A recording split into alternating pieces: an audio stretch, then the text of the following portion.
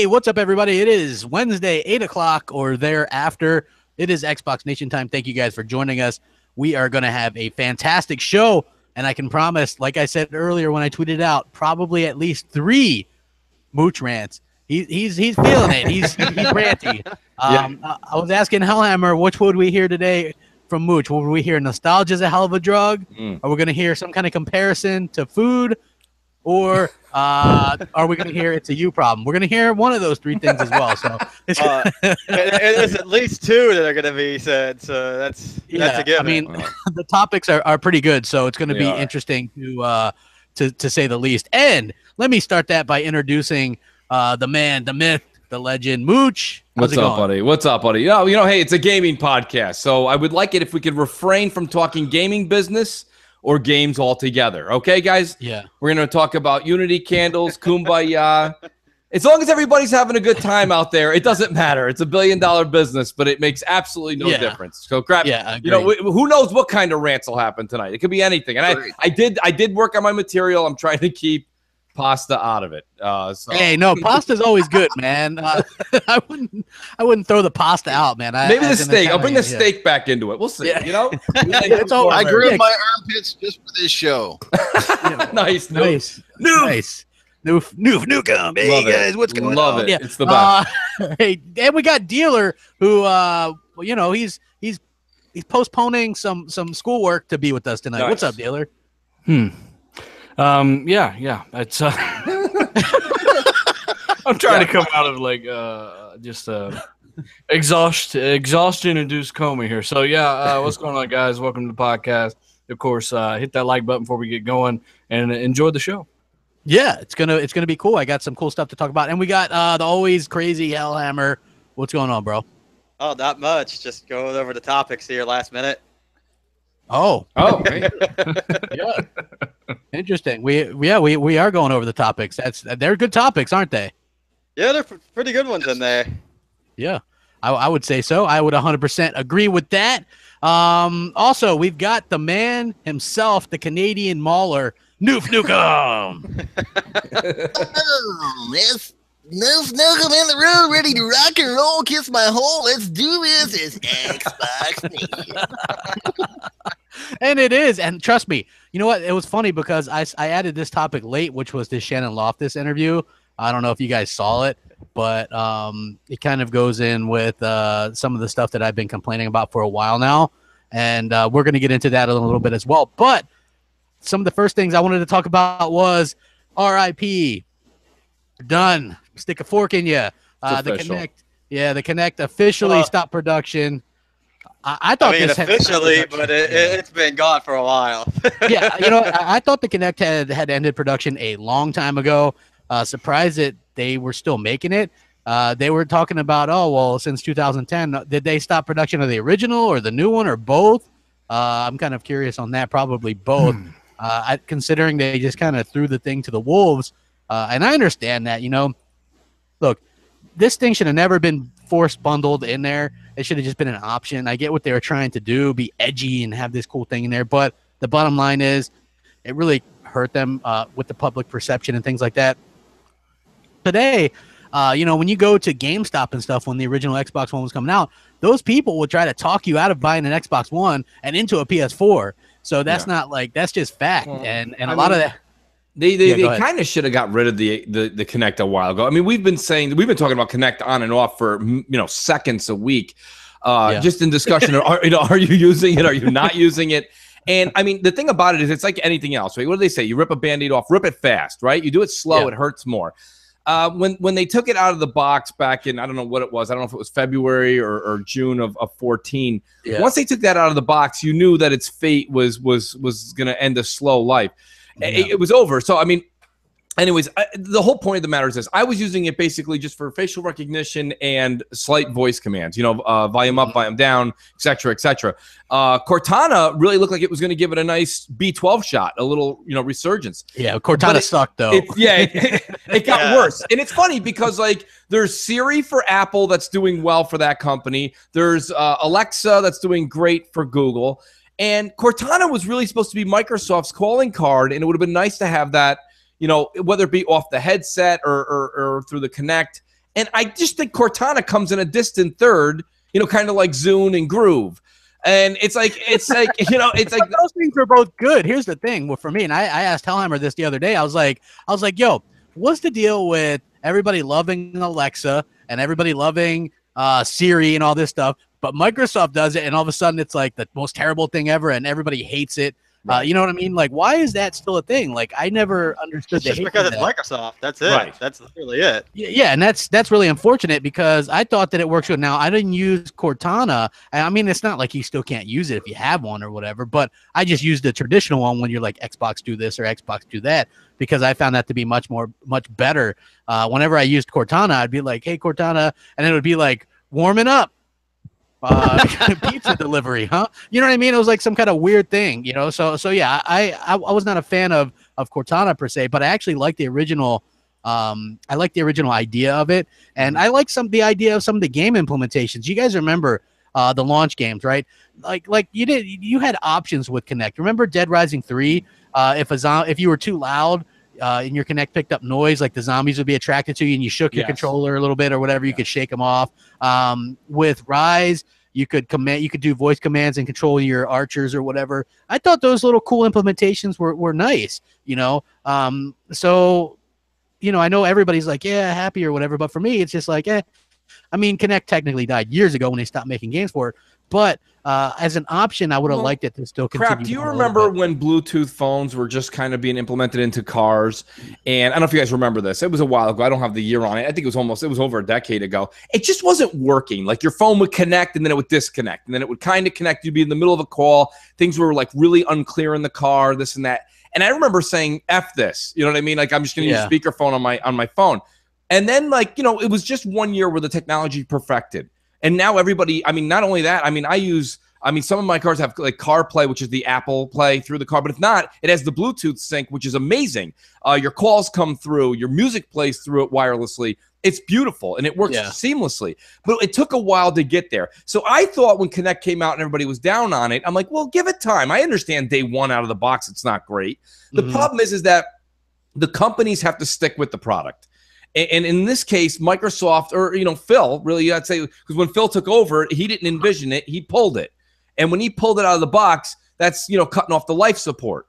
You saw that it was just going to dwindle. I did think I saw, like I said, there was a little bit of a silver lining there with the whole Cortana. Like, okay, you were supposed to be able to go, hey, Cortana, is Crapgamer playing, or is Crapgamer online? And it would show you, and then it would say, set a reminder for 9 o'clock. We're doing the Destiny raid with Crapgamer. You know what I mean? It's like, okay, and it would remind you. That would all sounded great.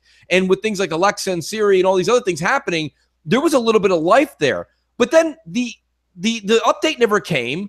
And when it did, it didn't work. And Cortana was a mess. The Xbox commands were better than the Cortana commands. And it just got confusing, you know. And I think you had to do, hey, Cortana, and then Xbox on. And it was like, why do I have to say Xbox? I mean, I don't know. Everything was a mess. But this is the problem. Microsoft sometimes is such a big company that I feel like they're not in control sometimes. They're in control of certain things, like to a T, like amazing. Like their Surface company, like the Surface, that new Surface Book 2 looks insane. It looks awesome. Yes. The Xbox One X, of course, is going to be ridiculous. But then there's underlying things that they have that people want to support.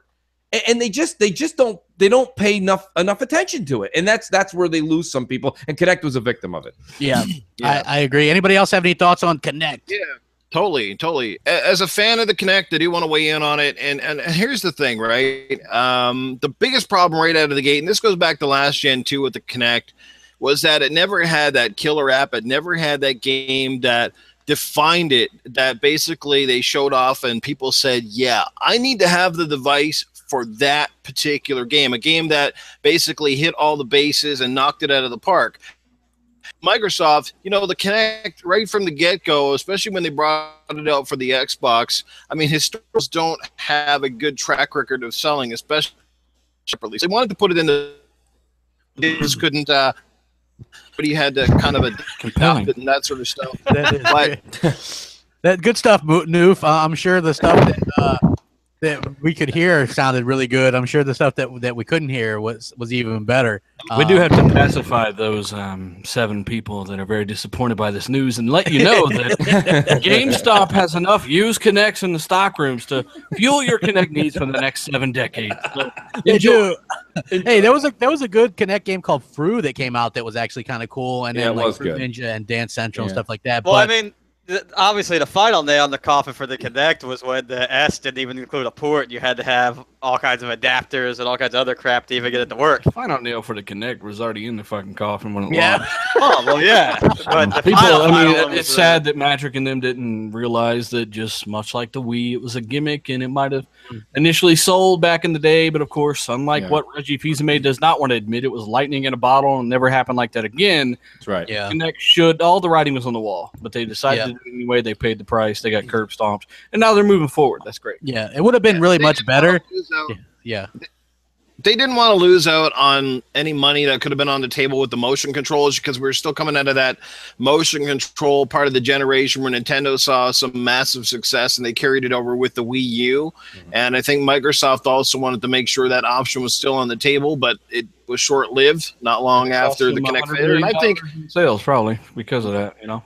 What would have helped is if they took a loss on the Kinect and just sold it at the same price as the PlayStation, and then it wouldn't have been as big of a deal. I know nobody wants to take a loss on hardware, but I mean, then it would have been in the box. It would have been the same price. Nobody would have complained. Everybody would have had one. Developers would have supported it, and maybe eventually we would have got that title that would have really shown off what the Kinect could do. Because I mean, one of the things that was really cool was how you could hold up pictures and stuff to it, and it would scan it, and it would have been cool to see more face mapping in games. So instead of you wasting 3 hours trying to design a character that looked like you in a game, why wouldn't all games be standard, where you could just stand in front of your Kinect, it motion, you know, it basically detected you, put you right in the freaking game. Stuff like that would have helped it a long ways. Yeah, well, they just enabled third-party support for cameras, so there's no reason they can do it on the PC with those same webcams. There's no reason they can't do it with third-party webcams.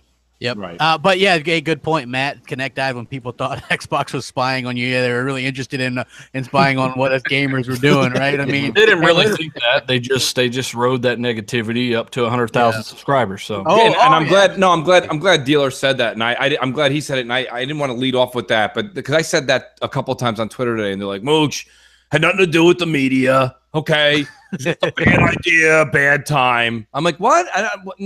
What Dealer said is right. I mean, look at what's happened this entire generation. I don't understand. Everybody wants to just like turn a blind eye. I don't know. Am I the only one that was keeping track? Like the media dictated right away. They started, like Dealer just said, they had that headline out at least once or twice a day for like 3 weeks. Like, is Microsoft spying on you? Is this Microsoft's way of looking into your home? And people are like, you got to remember, casuals don't read what we read. They don't know what they just, there's like, what gaming system's out? They're like, wait a minute, that gaming system's got an eye in my house? Fuck that. You know, it's like, all right, so cheap, you know? Yeah, exactly. And that's the thing. The media plays a large role. That's when people are like, Mooch, stop with the biased media. It only makes sense. Okay, sure thing, pal. But you know, the thing about it is they have a lot of control right now. They dictated why the 180p's were a big deal for you back in the day, okay, for the past 3 years. That was a big deal. And now we've said it, and other YouTubers are calling it out now. Now resolution doesn't matter anymore, right? Yes. The guys at Digital Foundries made a soup. They made a soup reference, which was quite funny. But I mean, at the same time, other people are like, so what? I watched Red Gaming Tech, RGT, and I like Paul that does his analysis. He does a very good analysis generally. But he said when he was giving his points of view, where if you don't have a 4K TV or you don't really feel like the resolution's a problem, you know, technically the PS4 Pro is a better buy for you. And I'm sitting there and I'm like, but Paul, for 3 years you said to everybody the PS4 is the way to go because it's just flat out the better console. It doesn't matter what resolution it's at. You're getting better graphics. Like, why don't people understand this when they're talking about it? Why don't they reference that? Hey, they don't. You know what? It's so funny because we're almost in 2018, and I watched, and I know you watched it too, Mooch, the Digital Foundry unboxing of the Xbox One X, right? Sure did. And you're like, okay, this is so interesting, but did you notice the little digs at the original Xbox One? Like, the little digs? Yeah, they still got like this. They still got like this hate for the original Xbox One. You know, I was never a fan of that design. I didn't notice all that. I wouldn't call it digs. I mean, all those criticisms are well deserved, and the console was rushed, and you know, everyone knows it was a fucking turd at launch. So, but I didn't mind the design though. It just seems like they're living in 2013. I definitely minded the lack of friends list notifications. You know, it was yeah. I mean, we should have had that right at launch. Yeah. Yeah, it ran really quiet. It was very reliable. Probably the most reliable console of all time, if you think about it. Aside from the older retro consoles, maybe, but definitely a very well-performing console for what it was and how quiet it ran. But it just, man, if you open those things up, you watch the teardown, there's like 5 inches of empty space inside that box. Well, they wanted to make sure that people burst into flames. Yeah, yeah, like it didn't like the 360 Red Ring of Death, but it was overkill. You know, like when you look at it, it was like unbelievable. How much overkill was in that console. There was a ton of overkill for the cooling on that. I think a lot of people jumped on the Xbox One late, and they don't realize that when the thing launched, when your friends got online, there was no option to have the console tell you they got online. Little things like that where the software was just extremely primitive, and it's just come such a long way. Microsoft has done an amazing job at just continuing to build and fill out the system.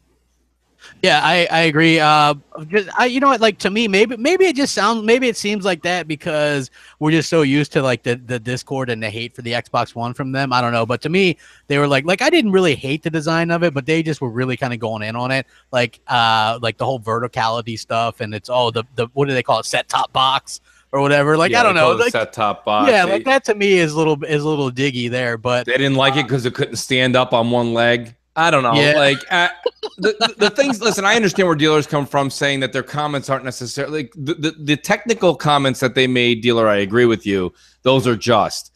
But when you're making a listen, I think I speak for 90% of the people. Like when you take your console out of the box and you plug it in, you do something a lot of the Italians and the Sopranos, it's a big joke. You say, we forget about it, right? Forget about it. The minute you plug it in the wall, it's over, dude. Like, who's picking it up and showing their friends? Guys, look what I got. Guys, look what I got. Hold on. Let me unplug it first. Here. Look what I got. Console. Nobody gives a shit what it looks like. Say that. I took mine quite a few places, and I enjoy taking my ass places much more as a result. Like, obviously, the hardware is much better now. I think we can all agree in that. It is. But my question, I'm actually interested. Where did besides home and then the school? From a buddy's house, I'll go back and forth sometimes, or just anywhere I want to take it. So, you know, I mean, it doesn't matter if you do it or not. Better hardware design's better, bar none anyway. So they've done a much better job. Whether you take it somewhere or not, they need to keep up with the competition, and they've done that with the X. They've agreed there. Yeah, agreed there. Like I said, but at the time, the thing that's funny though is that now we're playing Monday morning quarterback, right? We've got two different we have two different consoles on each side, so it's easier to look and go, well, you got to keep up, and he's right. But when what do you call it there? Whatever it was, May 20th, 2013, which I believe was the Xbox One reveal. When they revealed the box, I was like, wow, it looks different than the 360. You know what I mean? Like, I didn't really, what were we really comparing it against? The Xbox. I think a lot of people forget they didn't know what the hell they were looking at because they had a Connect sitting on it, and you're like, what the fuck is this? What is that? And then they told you the name, and you thought they were kidding for a split second. That's right. And, you know, it's important to remember how weird that was back then because it was. Shout out to Predator because he just linked me this Kotaku article from, believe it or not, 2013. Connect accessory will stop the camera spying on you. Yeah, Jesus Christ. Yeah, no. Kotaku. It's a good thing we don't have to deal with those turds. Don't worry, guys. The media has no angst against the Xbox at all. Yeah. Don't worry. Yeah, hey, just spend this extra $20 to stop it from spying on you. I mean, come on, that's absolutely insane. Somewhere at Microsoft, they have a collection of 13-year-olds whacking off to Pornhub. Whoa, no chills, Jesus, chill, man. Hey, I wanted to talk about this early because I don't know what the hell fucking Noof is thinking with that. But Insomniac Games says Sunset Overdrive 2 needs a publisher. Yeah. This really kind of created a bit of buzz and stuff like that. Which, anyway, I did start a feedback thing in the forums, and I linked it in the description below. So if you guys want to go vote for that, I figure if we get 50,000 to 100,000, Microsoft might bat an eyelash. I don't know, but yeah, but here's the problem, Crap. You did that. Xbot did one. Another. With the whole thing is now you got. No, I think they like mine and shared mine. I think they were liking mine and sharing. Okay, I thought it was his. My point is, if everyone made their own, it doesn't do any good. It shows up 65 times with 2 votes. No. Mine's almost at 400, but I figure I'm gonna add it on some videos, maybe do its own video. Yeah. If we could get look, it would take thousands, probably 50 to 100,000, like I said. And will Xbox fans heed the call if they really want something? I don't know. But go ahead if you got a point. No, go ahead if you got a point. I'm just gonna say this, right? It's easy to go, well, nobody bought it, blah blah blah. It obviously failed, and Microsoft doesn't really see any use in it. But I would say it came out at a time when there was still a lot of Xbox hate, right? And only 13 million Xbox Ones out there. That's right. There was a low number of Xbox Ones. There was still a big stigma of anti-Xboxism going on. That game, even though it scored in the 80s on Metacritic, was probably much better than that, but didn't get it. But it wasn't perfect. I said what I suggested in this wasn't just let's just get Sunset Overdrive 2. I just said, hey, a sequel that offered team deathmatch multiplayer, a co-op campaign, 4K HDR, sells itself. And if Microsoft doesn't feel comfortable in doing it just single player and just team deathmatch multiplayer, you could even do skin microtransactions, right? Because that game was rife with skins anyway, right? I actually disagree. We don't need a Sunset Overdrive 2 or any of this other crap. You're right. People didn't support it the first time. The game wasn't perfect. I liked the writing. I thought it was witty. I bought the game, and then I got it again with Games of Gold. I just couldn't. Every time I booted up, I just couldn't. I'm like, man, this is why I didn't beat it. It is repetitive, but I still like the atmosphere. I like the charm, right? The humor, but they need to focus on some new shit, some more. Shannon Loftus needs to get the fuck out of there. We need some more mature, narrative-driven stories. No more of this, this stuff we've been getting for 4 years. I think they need a shift in direction. There's something to be said for what Dealer's saying, but I think Sunset Overdrive 2 requires another shot, because I think here's the thing though, Dealer, you can build off of the first one, liven up the environment a little bit more, get a little bit more AI in there. It did do better than people think. If you check, I think VG charts, even it's well over 1 million copies. A long time ago, it's probably 1.3 physical copies, 1.3 million. So that was at a time at 13 million Xbox Ones out there. Right. Here's my thing though, Crap. And I'm not a fan of Kickstarter or these things like that. But you know what? I have to say this. Gamers have been talking for a long time about wanting Sunset Overdrive 2. This is one of those things where Phil's not necessarily, I don't think, against it, but I think you got to put your money where your mouth is. If I was Microsoft, I would do what Sony did.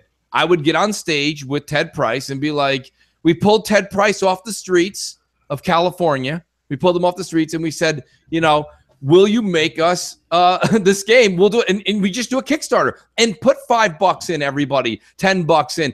And then you get that off of your, whatever you put in, you get off of your purchase price. And that's just the way you do it, because Microsoft wants to see people want it, not these false promises. Everybody says they're going to do this, they're going to do that. Everybody every week, will you volunteer? Yes, I'll volunteer. Then Saturday comes, nobody's at the ball field fucking picking anything up. It's my point is that everyone says they're going to do it, but if you put your money down, that's not refundable. You're probably going to put in, if you put in $10, $15, you're going to pay the other $45. Otherwise you pissed away $15. What I'm saying is that are people willing to do that? That's the same thing they did with what was that that thing? The power is in your hands. What was that? What was that? I have no idea what you're talking about. The never-ending story. I don't know. Oh my God, crap! No, BGSTZ did it when Sony brought the guy on from Japan. Okay. The guy. Everywhere I go. Yakuza 3. What was it? I don't know. They asked you about Shamu 3. Shamu 3. If they can do it for Shamu 3, we can do it for. How do you crap? We podcast 8 times a week. You know what? I was a little bit still thrown off from Noof's comments earlier, so I'm just like, don't worry. The entire chat forgot about it. He's no chill's Noof. He can do whatever he wants. He's like you, Hefner. He can do whatever he wants on podcasting. I hear you. So yeah, you're saying that they should do that, but here's the funny thing, right? Well, because I'm going around in forums, of course, of course not NeoGaf, because anyway. So I'm going on M4G, right? And I see Insomniac's looking for a publisher for Sunset Overdrive 2. And what do you think all the comments are? Go ahead, take a look. Anybody, what do you think the comments are? Go to Some Sony. dumb shit, of course, go to Sony. Go to Sony. So Sony will do it. Why don't Sony do it? But these people are so stupid that they don't realize that Sony was offered Sunset Overdrive first, and they wanted to own the IP. That's the entire reason why why Microsoft got the game to begin with, right? That was the entire reasoning, Crap, and that's an absolute fact. Yeah, Sony wanted to own the IP outright. Insomniac was like, we're tired of doing new IPs and not owning them because Sony owns all their IPs. It's like I think Activision owns Spyro, which was what they made. Even Ratchet and Clank is owned by Sony. What the Resistance is owned by Sony. They wanted to own their own damn IP for a change, and so Microsoft allowed them to do that. Also, the rumor is, again, this is rumor, is that Microsoft had a 3-game publishing deal with that. So this could have just been Insomniac poking the bear, so to speak, again, because they've said that before. Remember when the head of Insomniac, Ted Price, said something about that the ball's in Microsoft's court or whatever?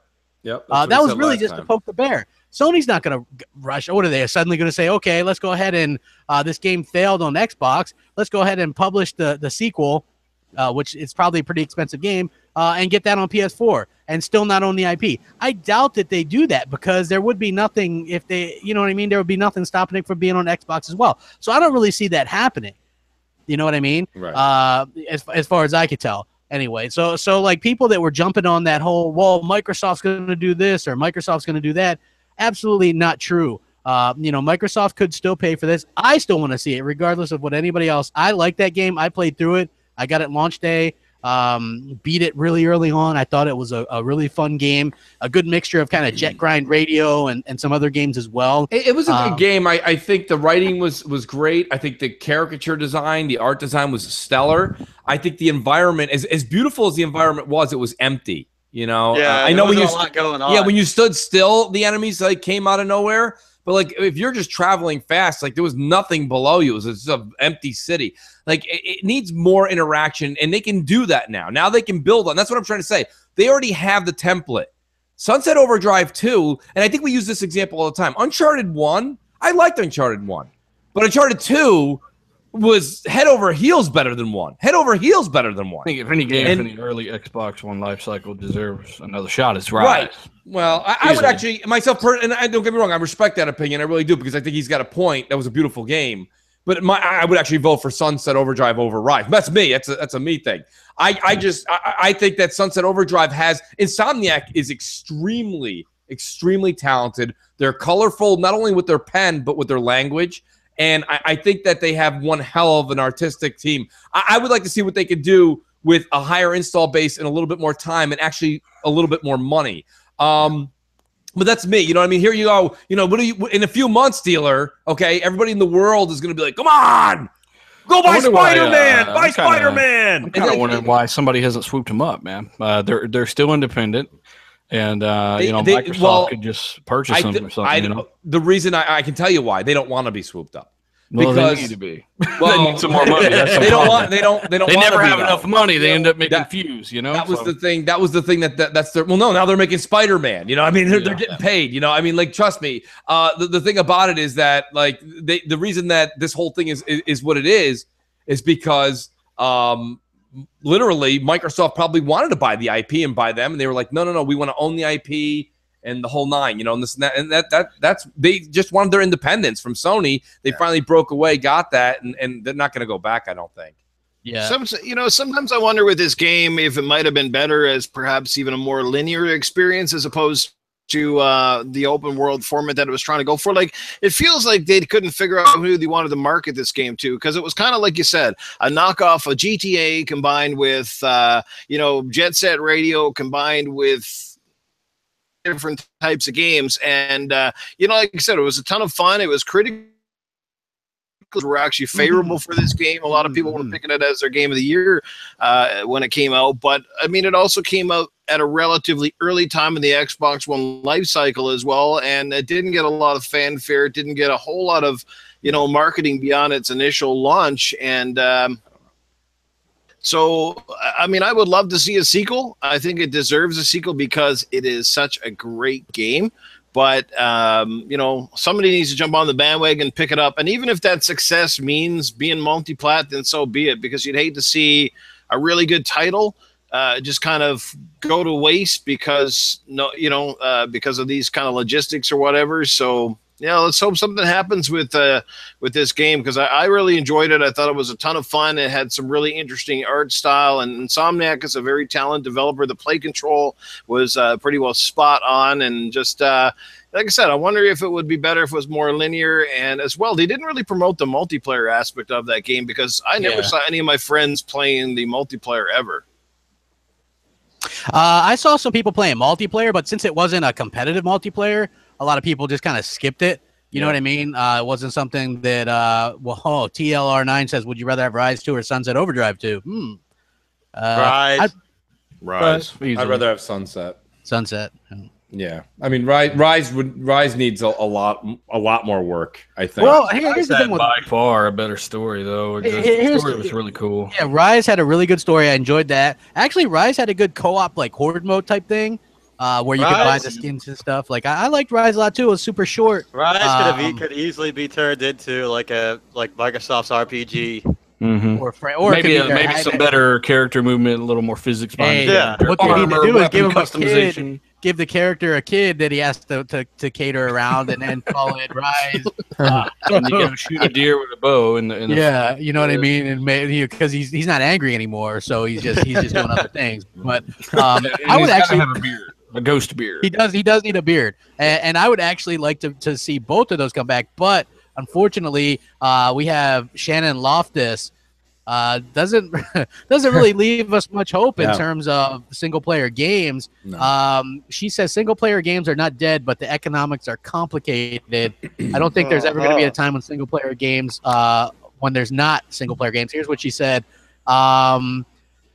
She says game development in general is about a couple of things. It's about delivering an experience, and it's about telling stories. Storytelling is central to game development as it ever has been, Loftus said. There are, of course, strong examples of compelling single-player-only games that have performed well in the market, like Fall Zero Dawn and Ori and the Blind Forest. Well, listen, anybody, and crap, I have to interrupt you, because anyone who's listened to Shannon Loftus speak ever, that's not her talking. What she was doing, what you're reading off right now, is the notes she took at a corporate meeting, and she put them into sentence form and then regurgitated them out. That's just a line she had to say from PR and corporate.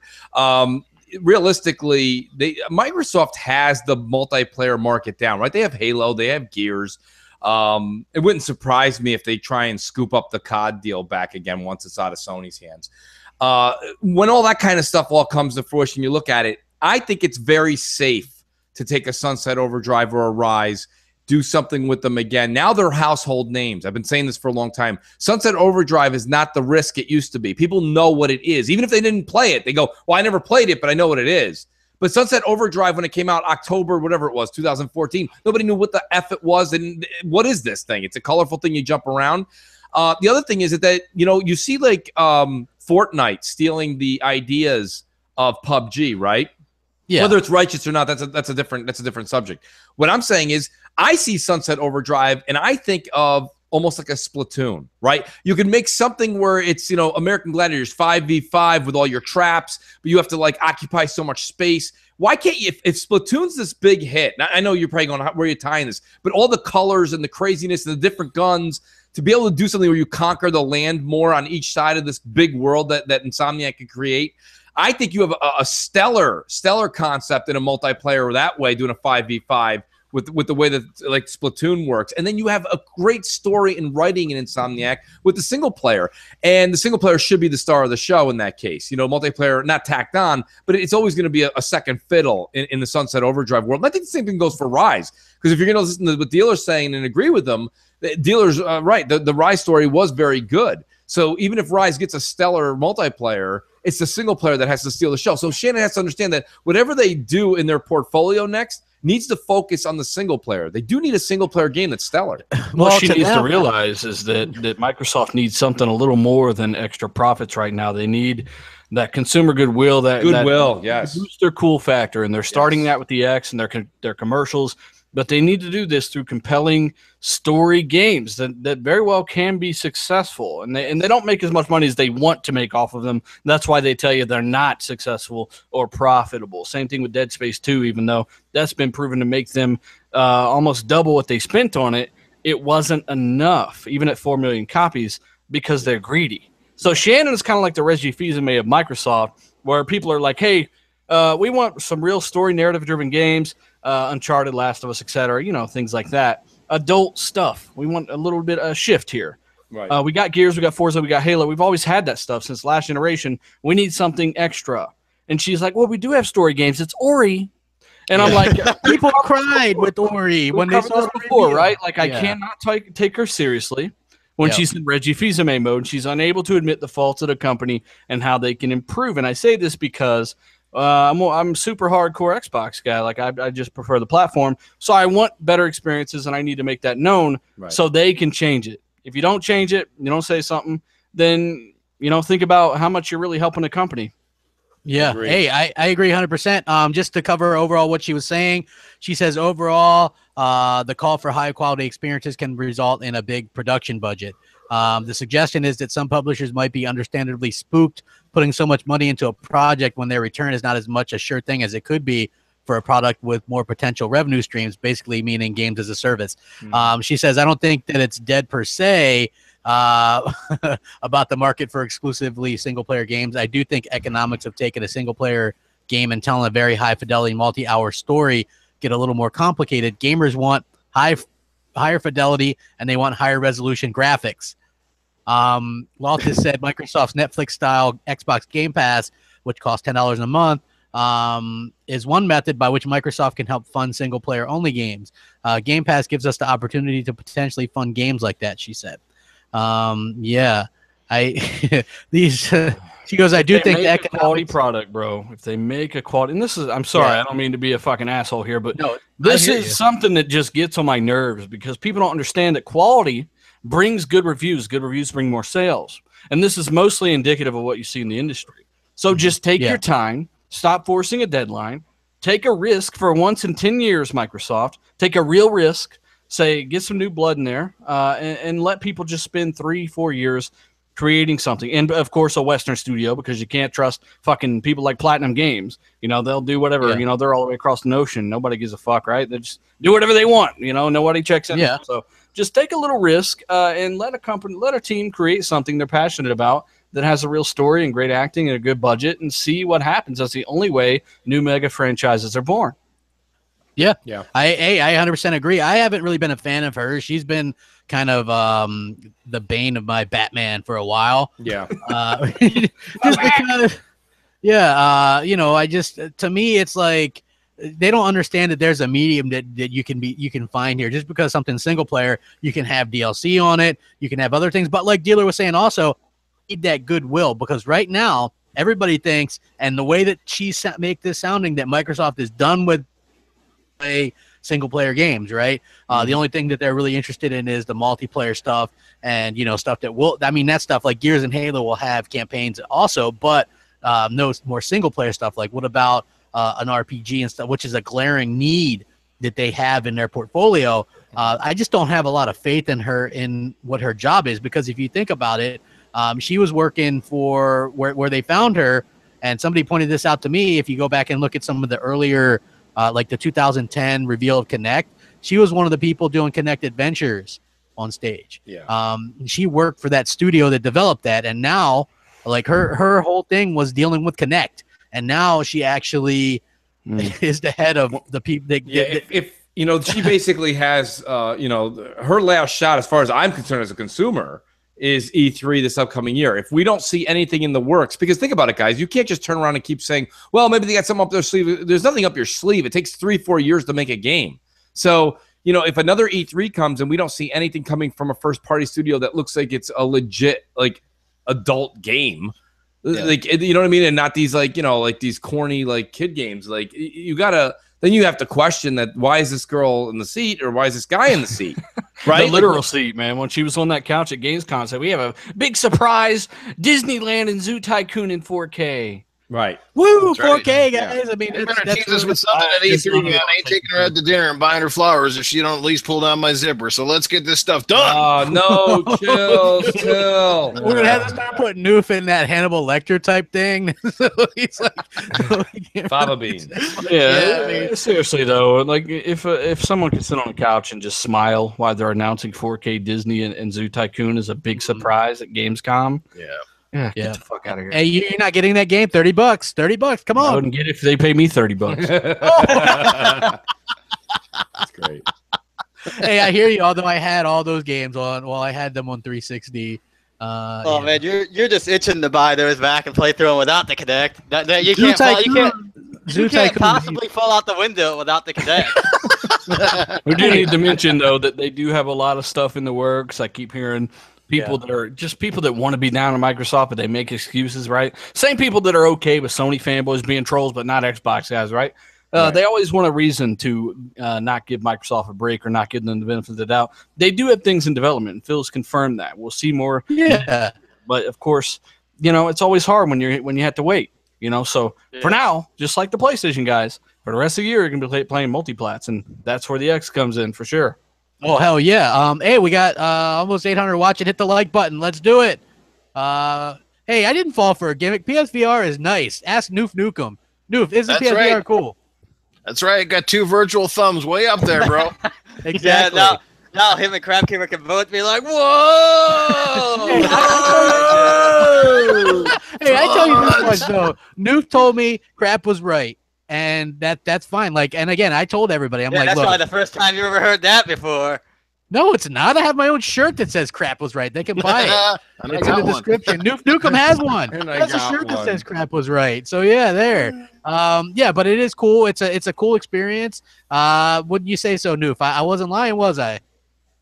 Oh no, it's not going to replace traditional gaming, and I think that's they think about VR. They think like all of a sudden everybody's going to get on a big PSVR or a VR kick and traditional games are going to go out the window. And no, that's not going to happen. But it is a great experience and it will only continue to get better. This is just, the start of good things to come. And honestly, don't knock it until you try it, especially with this type of product, because until you get into it and you experience it for yourself, let me tell you, getting inside of an X-Wing fighter and actually feeling like you're in one and flying around asteroids and blowing up TIE fighters is one of the coolest bloody things I've ever tried. Well, here's the thing, though, but Noof, now, the only thing I got to respond to Noof, I've gotten a chance to respond to Noof, because me and Noof have been talking over Twitter, and like, Noof has used the Star Wars Battlefront thing as his escape out every time. He's like, Mooch, it's really cool. You got to try it out. Okay.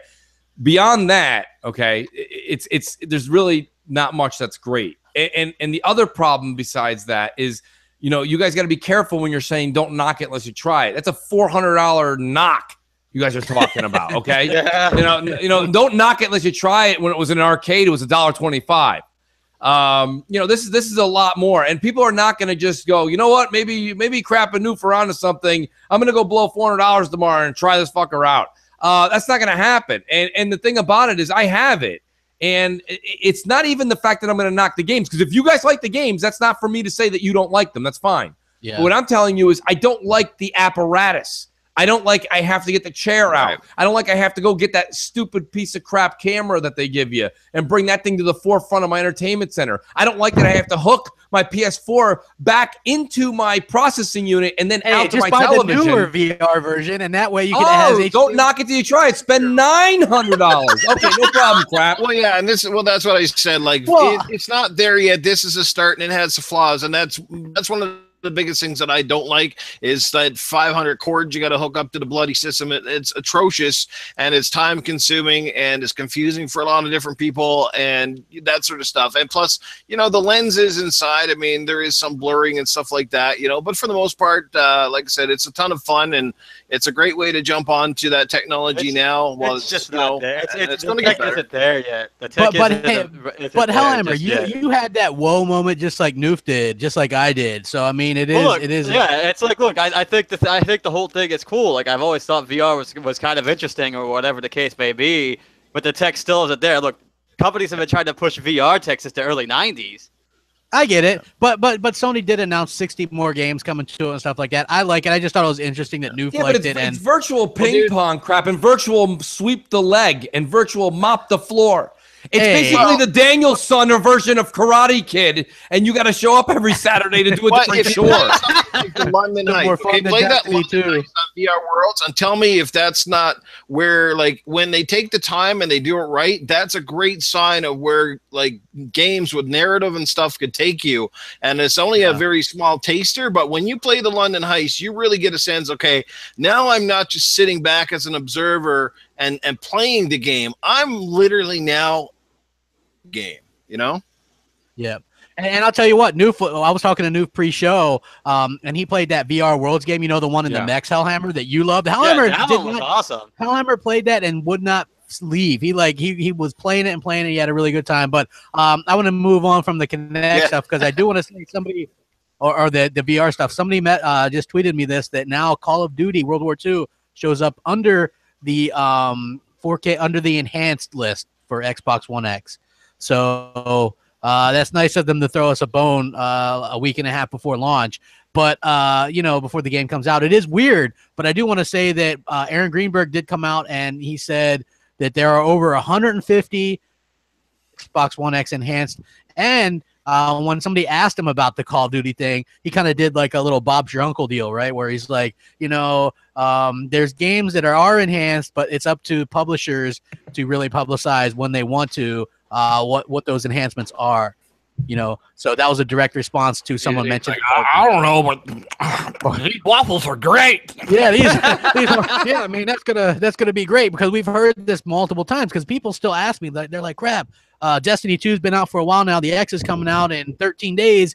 How come they haven't said Destiny 2's getting an update? How come they haven't said that Call of Duty World War 2's coming out?" Well, first of all, Sony, unlike Microsoft with their budget. You know, they really are on a budget when they get the leftovers that Sony don't want in terms of marketing, right? Sony pays $100 million between Call of Duty and Destiny 2. So those are a lot more stricter. Those, like, people have to realize that those are a lot more stricter in terms of what these developers can say. And, you know, of course, because it has like content, whereas Microsoft doesn't get any kind of time content or anything with their deals. Hell, you can even post pictures of the other platform and play the other platform. It doesn't even matter, you know. So yeah, he did announce it though, and said that it's really up to publishers. Mooch, I know you'll be happy though, because I know people like Xbox Junkie are like, yeah, I'll get Destiny 2 when they say it's X enhanced, right? Yeah, I mean, look, you know, like, I think the best part is what you said earlier. It's gonna happen. It's on the list. Call of Duty's on there now. You're gonna see the one thing you got to stop and applaud is you should stop and applaud what is it, Sledgehammer Games, and you should applaud Bungie, because you know what those two companies can do?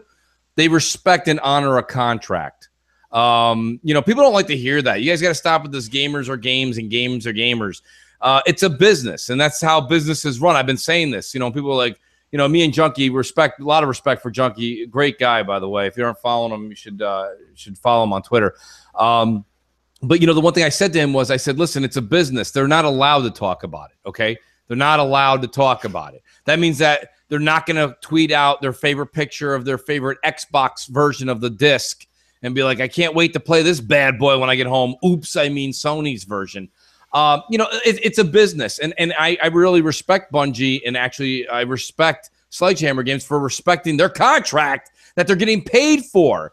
So I don't know. There's, you know, it baffles my mind how people are like, Mooch, take it easy. It doesn't matter. I understand it doesn't matter. We're all going to sleep fine tonight. It doesn't make a difference. I'm just bringing it up that, like, it's another situation that's out there right now where Microsoft has a marketing deal and they don't get any respect for it. And listen, if nobody cares, that's fine. That's completely fine. It has nothing to do. I'm not calling a call to arms. Nobody's got to line up behind me. We start the march to Redmond tomorrow.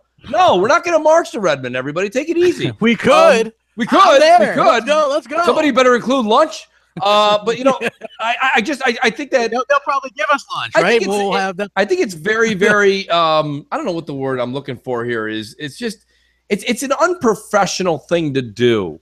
And what's funny is that's fine. If you don't feel that what I'm saying is a big deal, then just show me the 2 or 3 situations this generation, like Microsoft's had done to them, where Sony has, you don't see Sledgehammer Games being like, Call of Duty's going to be sick as shit on the X, bro. They don't do that. Why not? We all know that's going to be the better version. And these guys worked really hard on it. No, but they've all worked really hard on it, right? Yeah. These devs worked really hard on it. So why can't they express their opinion on that? I think they should. If people that have marketing deals with Xbox can show the other consoles game, because that's what they have, and they're just going home to play a game, then why can't they show how hard they worked on the Xbox version and promote that? But that's because they don't want to hurt Sony's feelings or the Sony fans. But they know they can do that to Xbox fans because they don't care. They just don't care. And that's okay. Listen, if you're a consumer, you do what you got to do. It's your thing. I'm just baffled. I'm baffled by this business. It is the most upside down business I've ever studied, read into, looked into, talked about, discussed. It doesn't matter if you're talking about college, years before, autobiographies, biographies, things that people have written in business. I've never seen anything like the gaming business in my life. And sometimes you wonder why they're struggling to keep afloat. They're like, well, gaming's struggling to keep afloat. That's what they said in 2012, right? And you wonder why. It's like people just don't obey contracts. They do what they want, or they don't write contracts correctly. Maybe that's the case. We've said this a number of times now. Either people don't respect Microsoft and Microsoft doesn't penalize them correctly, or Microsoft has no idea how to handle anything in legal, and they don't have their contracts written correctly for marketing deals. I don't know which one. It's one of the two. Yeah. So it is what it is, folks. But so if you guys want to know sort of what Booch is ranting a little bit about, so GameSpot and some other outlets. So GameSpot are showing Assassin's Creed Origins on the PS4 Pro. That's not what I'm talking about, but that's fine. Well, no, you're not. Are you talking about the blue disc? Yes. Okay, so also today, which I didn't put this in here, but we can bring this up. A Ubisoft developer was like, yes, after 3 long years, we're finally shipping Assassin's Creed Origins, and it was a PS4 version, right? So usually you don't see that for a game that has. And I understand his answer, because people did question him. His answer was, I have a PS4 at home. I don't know if he said he didn't have an Xbox One at home, but he's like, I have a PS4 at home, so I brought home this version. And don't get me wrong. Look, I understand. Like, you can't sit here and go, hey, that guy needs to go out and buy an Xbox One. But aren't we all sitting here saying, like, all the people that are upset with even a comment we make, they're like, come on, Mooch, gamers are games and games are gamers. Well, isn't a developer a gamer then? If he can't wait to go home and play it, why doesn't he have both consoles like all of us and all the people that are holding Unity candles tonight? If you're home holding a Unity candle saying a gamer is a game and a game is a gamer, then wouldn't you expect a developer that can't wait to go home and play is also a gamer? And if he's a gamer, doesn't that mean he has all systems like you guys say? So if he doesn't have the Xbox, that's kind of rattling right there if he doesn't have one. And if he does have one, wouldn't he bring home the one that he worked extra hard on to get the X enhancements on and show his pride in that? So no matter how you slice it, it's worth a question. I'm not saying it's worth to call anybody, it's worth a discussion. And when people are like, that's not worth a discussion, that's what he wants to play. Well, what? It's a business. He's in the business. Me and you can say that. We'd have no interest in it. We don't make a nickel off of that thing. So if dealer says right now, guess what, dude, I'm playing that on PC. I don't, what am I going to say to him? Nothing. Enjoy the game. Like, I don't give a shit. But like, if I'm Microsoft and I find out dealer's making my game, and then he's home and he's like, fuck that green shit, play it on this one. It's like, I can't wait to, it's like, I don't own the green one. I'm going to play it on the blue one. It's like, okay. Definitely wait until November 7th to boot that bitch up. That's right. You know what I mean? Listen, that's my whole point is just to question the system. It's not to say this guy's right or wrong. I'm just saying, like, if people are saying that we're all gamers and we're supposed to have all these systems, right? Gamers play on everything. Okay, well then, by that word, a developer is a gamer, especially if he's saying, I can't wait to go home and play this. That means he's a gamer. Well, of course they're gamers. They devote literally half a decade to making the game. They're bigger. So why wouldn't he have both systems? Because I believe, and I don't quote me, I believe he said, I don't have the Xbox One at home. I have the PlayStation. I don't know. But I'm just saying, right, if he's a gamer, and we all just said that, right? This is just like a proof theorem, folks. I don't know if you guys, 10th grade math to prove. People just need to quit acting like everybody should just own everything and be all right with everything. I agree with that. You sit there and argue fine. About your favorite car brand or your favorite sports team. Yes. You're allowed to have a favorite. Yes. And that's fine. And that's where I'd like to agree with Dealer. Dealer, that's the other side. Dealer with Dealer. That is perfect. That's what I said. When Titanfall 2 came out, that was my whole shtick. Okay. It was like what Dealer just said. If you don't want to own all systems, or you don't want to be Kumbaya and Unity Candle, that's fine. You don't have to. But my whole thing is that the minute you say anything to anyone, they're like, come on, we play everything. Buy everything. I mean, it's like, don't knock it unless you own them. I mean, to be a gamer now, you have to spend what, $2,000?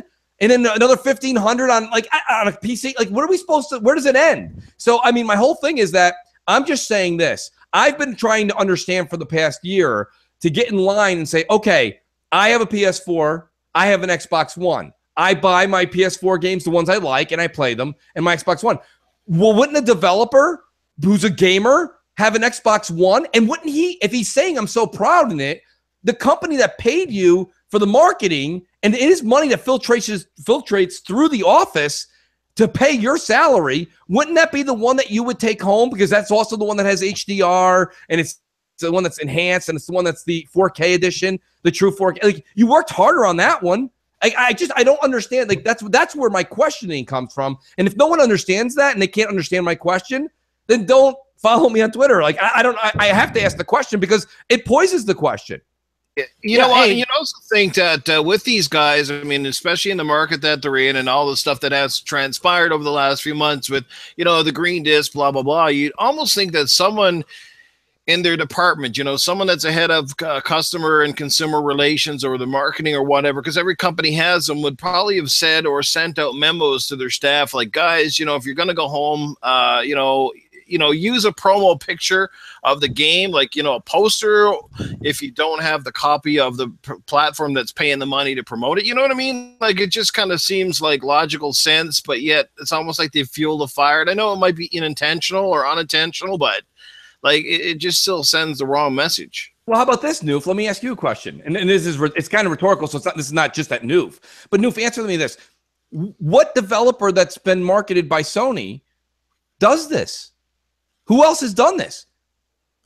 Nobody. I can't recall anybody, no. Yeah. No, well, and that's what I'm saying. So Respawn does it. The AC Origins guys do it. The AC Origins director, he was either the director or the lead developer, one or the other, got on stage at E3 and called it the X-Bone. He called it the X-Bone X. Yeah. I mean, listen, I understand maybe it was a slip, but the point of the matter is, I mean, that's a slip. That means you use that a lot. You say that a lot, and that means that's what I'm saying, guys. I mean, you don't have to be Columbo or, you know what I mean? You don't have to be like an amazing detective. Just one more question. Sit under the hot lamp. You don't have to be a detective to figure out, you pinpoint all the clues, and you're like, let's see here. If I cross that T and dot that I, you hate Microsoft. Okay, cool. Like, I mean, I don't know what else to come up with. Like, what is there to see? I don't know.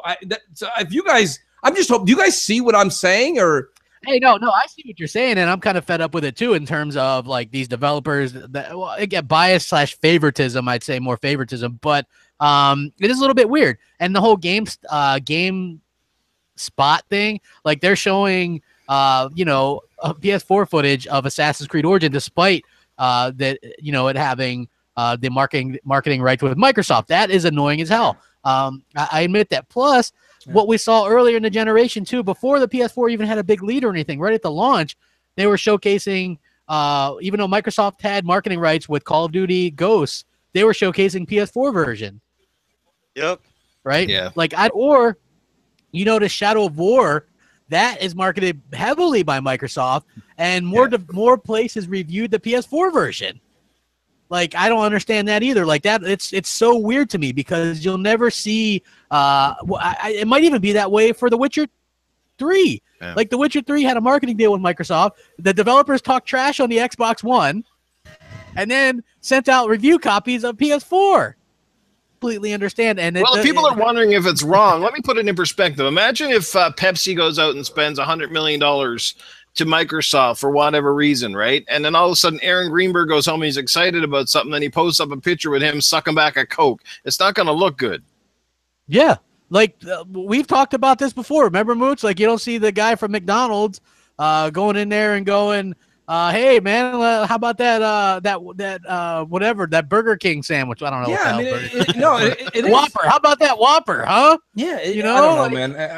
It baffles my mind, and it is a great debate. It really is. It's a good debate, because whenever somebody goes, come on, let's not bring that up again. It's like, well, no, I mean, history repeats itself. And this is what happens. Do you know why you see people do this? Because Microsoft, and again, maybe it's not in the contract. So maybe they can't do anything.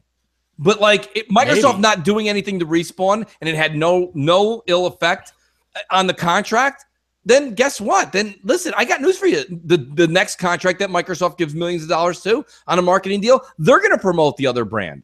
It's just, and I understand it's your own Twitter and you can do what you want. I get that. And I'm not even mentioning it. It's nothing to do with the individual. It's the idea that you when you work for a company, you do represent the company. I mean, you do.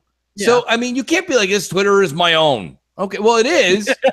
It is your own. But I've fallen for that before. You know what I mean? Like, these tweets are my own, not my employer. You know what I mean? Like, yeah, hey. I mean, don't get me wrong. People at Microsoft even say that. They're like, some of them have it on their Twitter handle. They're like, this is my own, and I don't represent Microsoft when I say that. That's fine. But look at the guy that got hired by 343 we talked about a couple of weeks ago, right? And then he got on Twitter and was like, 343 sucks. He said nobody should have a job at 343, and then they fired him. And they're like, you're fired. Yeah. But that was his opinion. That was his Twitter or whatever it was, his forum. He can write whatever he wants, right? Apparently you can't, folks. Yeah. I mean, that's all I'm saying. I'm just saying you do represent your company. And I agree. As a company owner too, if you hired somebody only to find out 3 months later, you go back and look at their Twitter randomly. So you just stalk them. You do some Sony fanboy stuff. Yeah. And you look back through their backlog, and they're like, fuck, nuke them, right? Right. Expect Nuke to keep this guy hired on? Probably not, right? I mean, that's a great point, dealer. That's very, very true. I mean, listen, it says Ubisoft developer and things like that. Like, you can't be like, oh, I'm this, but I don't represent any of that. Yeah. Okay. Whatever. I don't represent it. I just put it in my profile to grow off of it. So, I mean, that's the long and the short of it, crap. I just think that everybody should at least think about it, because maybe for some of you, you're like, and I understand a lot of you are saying, who cares? Well, yeah, I know, like, a lot of things don't matter, right? It's a gaming podcast, as you said many times before, Mooch. So we talk about gaming subjects, so that's why. You know what I mean? Like, people are like, how dare you bring that up? Like, everything we're doing on Twitter and YouTube is gaming related crap. Yeah, that's like, we care because we're gamers and we care about and we talk about this stuff. Like, just like sports people and journalists, they talk. They got those little shows with Skip Bayless and Shannon Sharp, and they argue. You know what I mean? Like, they care because that's what That's their job. That's what they're doing. If the New York Giants coach says something wacky on Twitter, Skip Bayless takes that Twitter thing and he makes a comment above it and tweets it out. Yeah, like that's what Skip Bayless does. He talks sports. He exactly. Does he know sports? Does he play sports? Does what the Giants do affect Skip Bayless's actual meal budget? No, but that's what he does, and that's why you guys tune in. And that's why we're talking about it. It is an interesting subject. I would love to hear. I wish Microsoft or somebody would answer some of these things. Like a simple answer too, just like we don't care what they say. That works. That works, because listen, I got news for you. If Crap goes to the ice cream man tomorrow, buys 6 ice creams and fucking throws them on the ground, and he throws them on the ground. Well, fine, he's lactose and he throws them on the ground. Who cares what he does with his money? If Microsoft says we paid these people, but we didn't tell them one way or the other how they have to, they have to promote our product or be a little bit more positive. If they didn't say anything in the writing, then the deal's all, and that's fine. It's just interesting, because Sony, when they have a marketing deal, that you never see this. You never ever see this. I mean, Battlefront 2. Nobody's seeing Battlefront 2 developers being like, I can't wait for the X. True 4K, baby. Yeah. Bring it. You're not gonna see it. So I just think that's interesting. If you guys don't find that interesting, man, I don't know. I don't really know what the heck you're reading into. No, I do think it's interesting. You know what else is interesting? Somebody just sent me this other thing about Call of Duty World War II officially added to Xbox One X enhanced list. And the first comment on this is that's actually surprising, considering the PlayStation sponsorship. Would have thought they'd try to prevent it. Like, really, that's a world we live in where people thought that Sony or that a company should, by all rights, try to prevent it because they have a partnership. You know what I mean? Like that. I don't think they should prevent it, by no means. And let me tell you something. They kind of are preventing it. Here we are. We're preventing to talk about it for sure. How many days away are we from the X launching now? We're under 2 weeks. We are. It's 13 days. We're 13 days away from the launch of the X, and all it says is it says enhanced on that list. It doesn't say 4K and it doesn't say HDR. And by the way, we should probably tell people how to look for the Xbox One X enhanced games. Right. You go to My Games and Apps at the top right. It says all. Click that. Click Xbox One X enhanced. All your games that are getting patches that have been kind of uploaded to the server so far will show up there. Yeah, so they will. That's like here's the interesting thing. Hellhammer was downloading some of like the Gears 4 4K stuff, and he's like, "Well, you got to set your Xbox to download the 4K assets and stuff like that." I did that. I even restarted my Xbox. My Gears doesn't show it having an update, and it's like 104 gigs. I know people that don't even have download 4K assets checked, and Gears shows up there. So I'm not sure really what's going on with that, but I think that's just to show you what games are potentially available. Not what has the update, right? I mean, you think Forza at the very least would be there. All these games have been done forever, right? They're like, we did it in 2 hours. Well, no, Hellhammer's Gears 4 is 120 gigs or something. Mine's 104. Yeah. Mine's 95, so I don't know. Yeah, exactly. Oh, wow. Yours is 95. Mine's 104. Mine is like 120 something.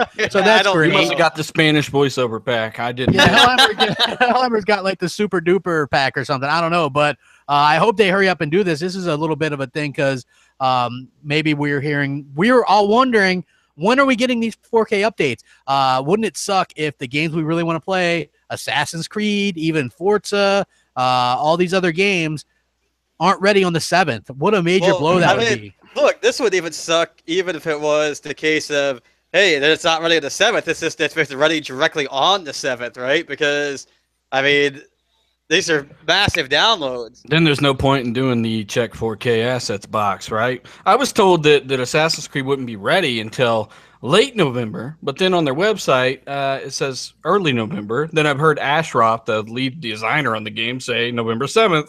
Yeah. So I don't know, but less than 2 weeks out, it's time to start rolling this stuff out. Crap, you said you had 3 games. That list, Diablo right? 3 shows up, Super Lucky's Tales, and Gears 4 are the 3 that show up as Xbox One. Yeah, that's what shows up on mine too. So I mean, what are the 3? Super Lucky's Tale, Diablo 3, and Gears 4. It can't be a problem with patching the game because you got guys saying we did it in 2 hours, it's done. It's got to be a certification issue. It is, and if you infrastructure. Yeah, I was telling you this earlier, dealer. Like if you look, if it's showing up on mine anymore. Cool. Yeah, so that's great. He changed his mind. That's great. Yes. So never mind. I'm 4K ready. No, I'm just kidding. Screw you. Yeah. So it is weird, but if you remember, I look back at some of those documents that I sent you before, dealer, and where they have the roadmap for the Scorpio. The certification is like in a couple more days. So we're gonna probably have to. So you probably have like a flood of games showing up there. Yeah, probably. So I'm hoping in a couple days we get the certifications that pass through, which means we'll have more showing up.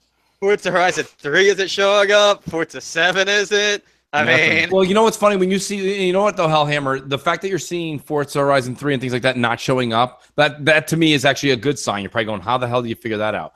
If you know those games are going to be there day and date, so. If those aren't showing up, it's just a matter of them. They're just going to like unload it all in one day. Yeah, you know what I mean? 7's not there, then I wouldn't worry about it. Yeah, I'm like, you know what? I saved those last 3 championships on Forza 7 for the X. Me too.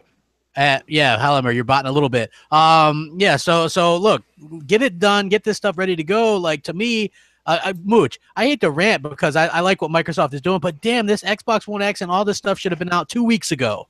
Yeah, 2 weeks ago, right? I mean, we said this early in the summer. We were like, it needs to come out sooner than the date that it came out. It was just, it's too late, and it sucks because I don't think it'll affect sales in the end. I really don't. But I think that what would happen right now is you've got this really no man's land. There's a huge thing going on. It's going to happen at midnight tomorrow night, and that is all these games come out. And you have so many gamers that are literally going to look like that John Travolta gif.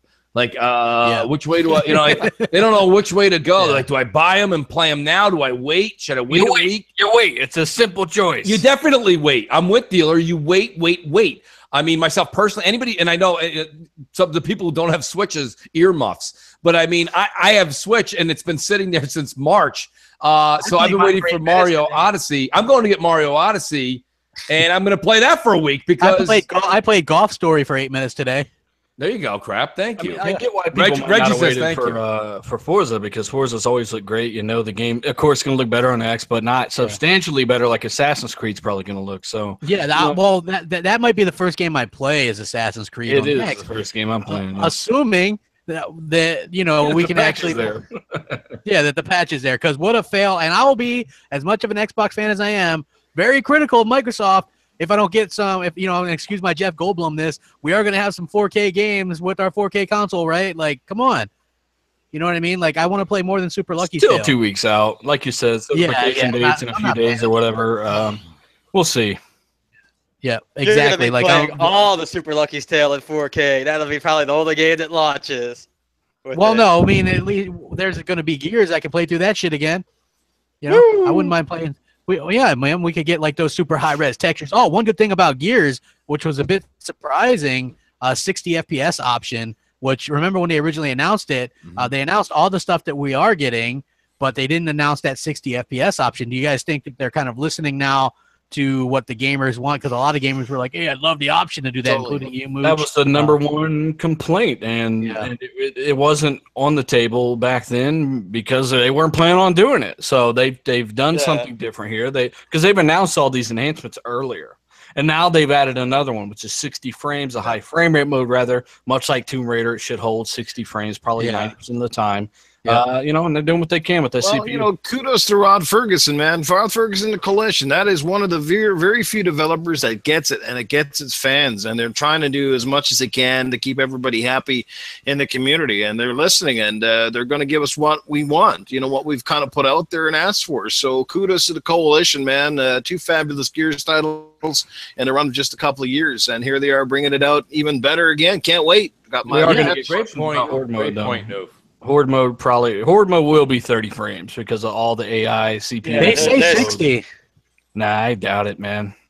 They might say 60. It might hit 60 if you look at the fucking sky. I don't know. what do you think it'll be 60? Horde mode. Oh, Horde mode?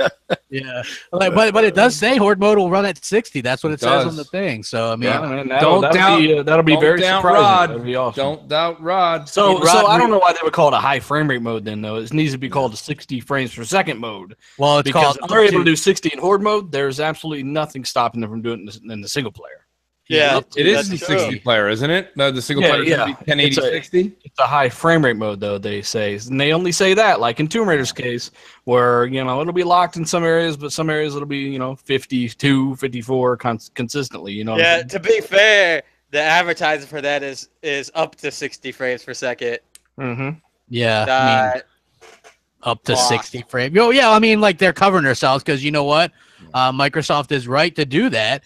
Because because it could be that one point in the game where it drops to like 55 and people are like, oh my god. Could be. Yeah, I'm just going off what Tomb Raider have done, and they've confirmed that the game, there are sections where that game will not be locked. You know how some people are super nitpicky, right? I mean, if it dropped 2 frames, people are, and like if you have a certain explosion on screen while throwing a grenade backwards, it drops 2 frames. Oh my god! But even Horde mode, you'll have options in Horde surely to run it at 30 frames locked as well. So maybe you don't like 47, 52 fluctuations from 60. You know, you can lock it with a higher resolution. Hey, I agree. I just thought it was cool that we get the option for that, because I can remember a lot of people asking that, and now, like you said, like Tomb Raider is going to have that option. Gears is going to have that option, and I would like to see more games actually add the option just to make people happy. Like for me, I would have liked that in Assassin's Creed T-Batch. I would have loved to have Rising Uppercut. Hey, what exactly does it say about Horde mode 30 frames? Is there a statement? Did they literally say that? Does it have a check mark? I can. No, they've made multiple tweets where they were saying Horde mode is 60 frames. I mean, they're pretty adamant about it. Listen, there's a very few people in the gaming industry. I take their word for it, but Rod is fucking one of them, man. I mean, that's crazy. Is it the 1080 60 or the 4K 30? I'm looking for it. Talk amongst yourself. Well, when you're myself personally, I mean, I definitely am going to check out a chapter or two of of it in 4K 30, the single player campaign. But I'm playing that campaign again. I got a couple of gearheads that wrote me up the other day. They're like, dude, they're like, Mooch, let's do this. So like, we're gonna do this at a 1080 60. I can't wait to play 1080 60. Okay, here's what it says. Here's the official thing. Up to 60 frames per second for ultra smooth gameplay. We're excited to announce Xbox One X owners will have 2 preferred rendering options to choose from in Gears 4, visuals and performance. Put frame rate first. For the first time ever, Gears of War will play at up to 60 frames per second in 1080p in campaign and horde, all including higher resolution textures and some of the new enhanced graphical features available in visuals modes. Visuals push graphical fidelity to the max. This game mode uses ultra quality textures, a wealth of new and improved graphical features, all at 4K resolution natively thanks to the power of Xbox One X. You'll experience the same frame rates you've come to expect from Gears of War 4 on this mode, 30 frames per second for campaign and horde. There you go.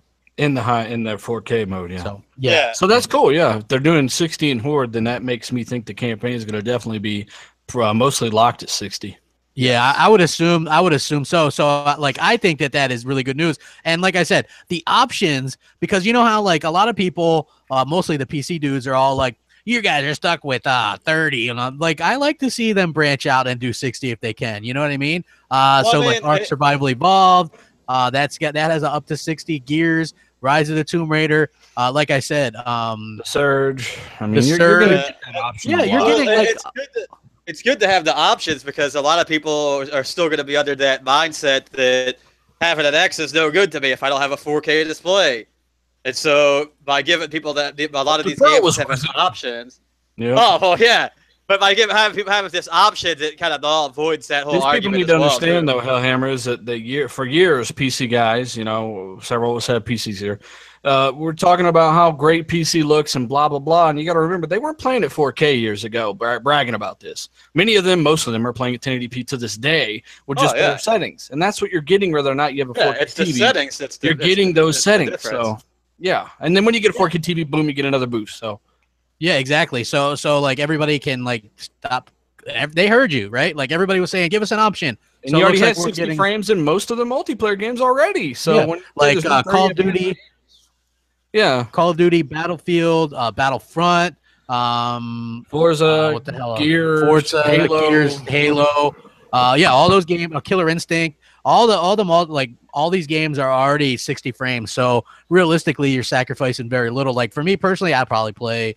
I was going to play Assassin's Creed at 4K 30 anyway, but I still would love the option to be there for more people because I think you would draw probably some of these PC gamers without the higher end rigs to the Xbox One X if you allowed that.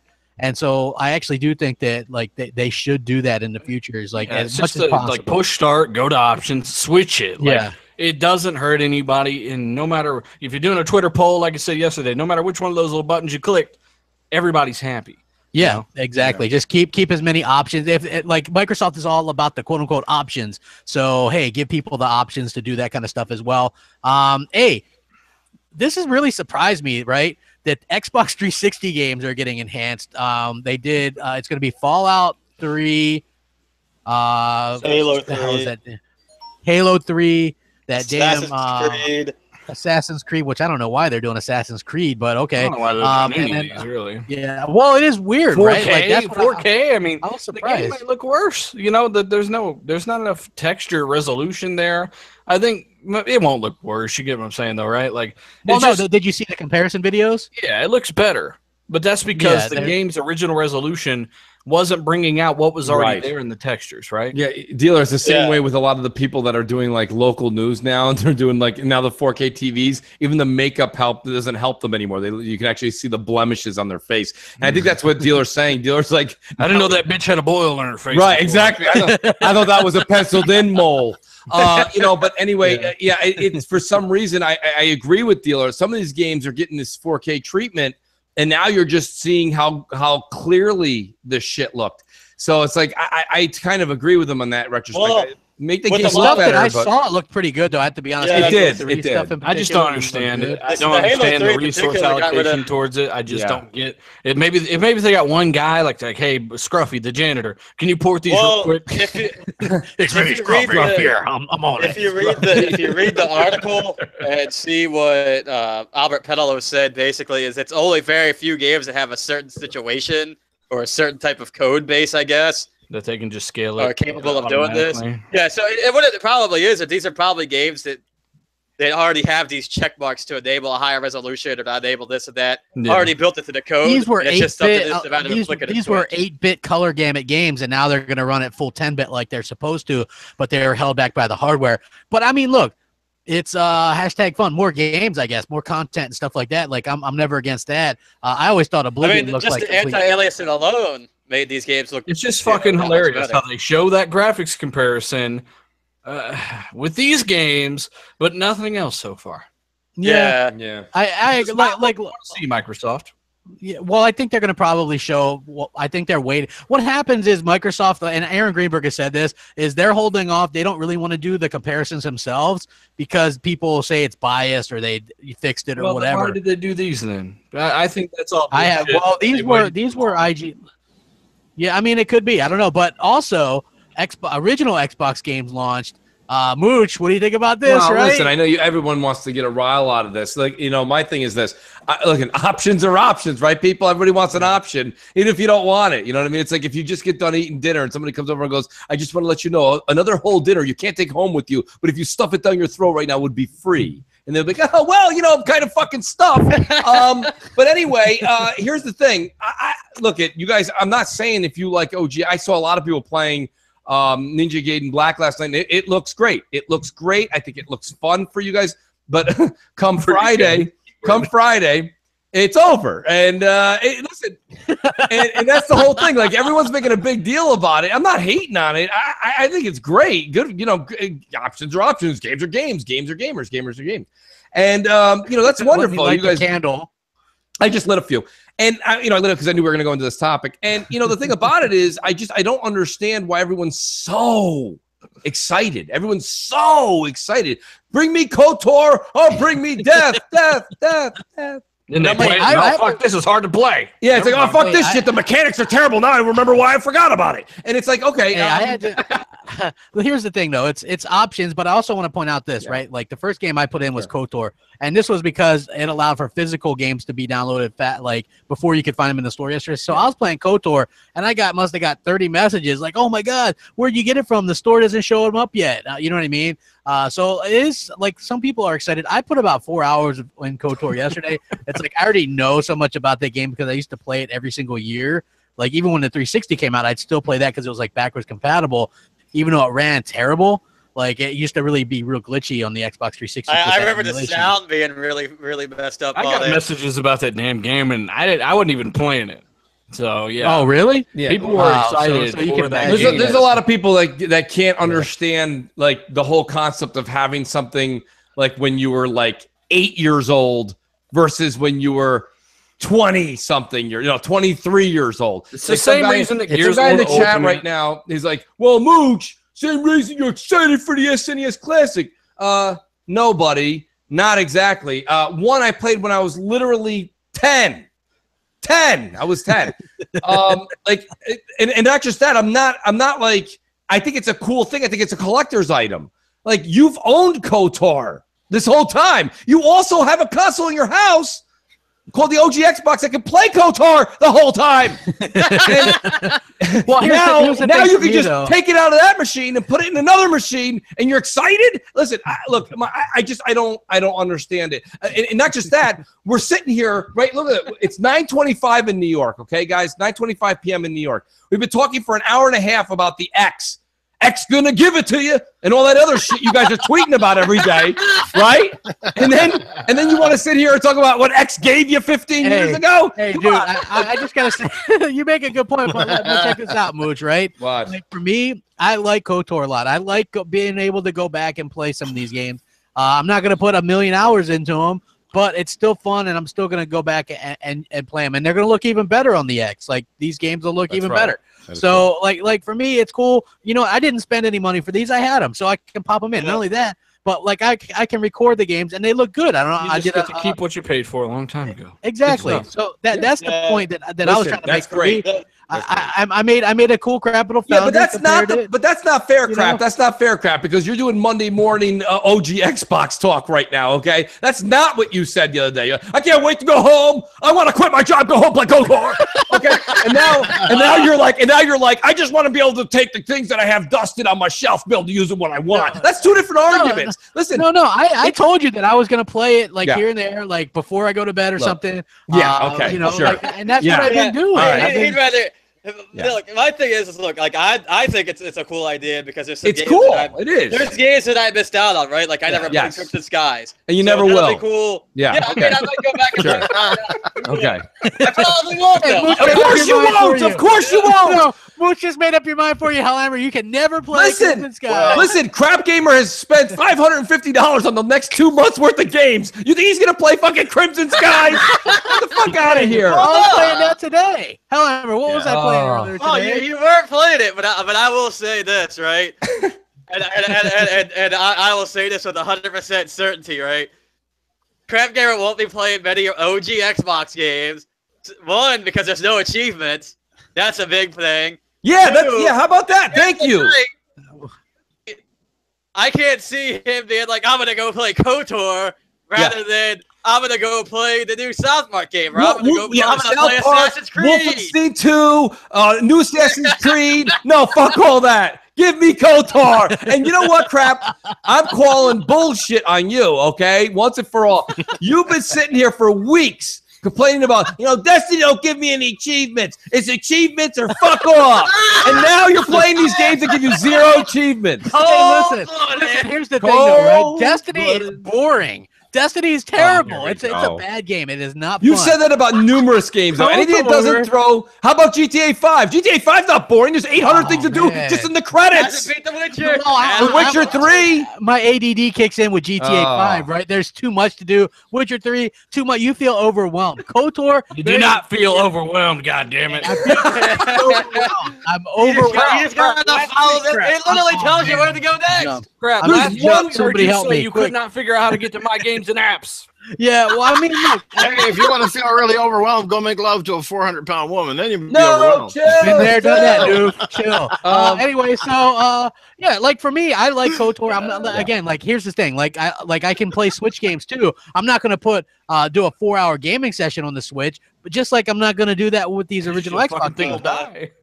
Exactly, right? But also with like these original Xbox games, I will play them an hour at a time, hour and a half at a time, and have no problem doing that with no. What Crapgamer means is he'll be playing these for a couple hours at a time for the next few days, and then I'm not playing anything until I'm not playing Assassin's Creed till the X. Okay, for the next 10 days, you'll be talking about this and about the original Xbox games. And then you'll forget about all this. No, you know what, Hellhammer? I'll trump that. You're right, but I'll trump that and say that all he's going to be doing come Friday is posting Super Mario pictures from his Switch to Twitter. KOTOR is an absolutely phenomenal game. Legendary game. It is. Props to BioWare. I lost my soul to that game in, what was it, early, mid-2000. Phenomenal. It is. But I will not go back and play that game. It's kind of like...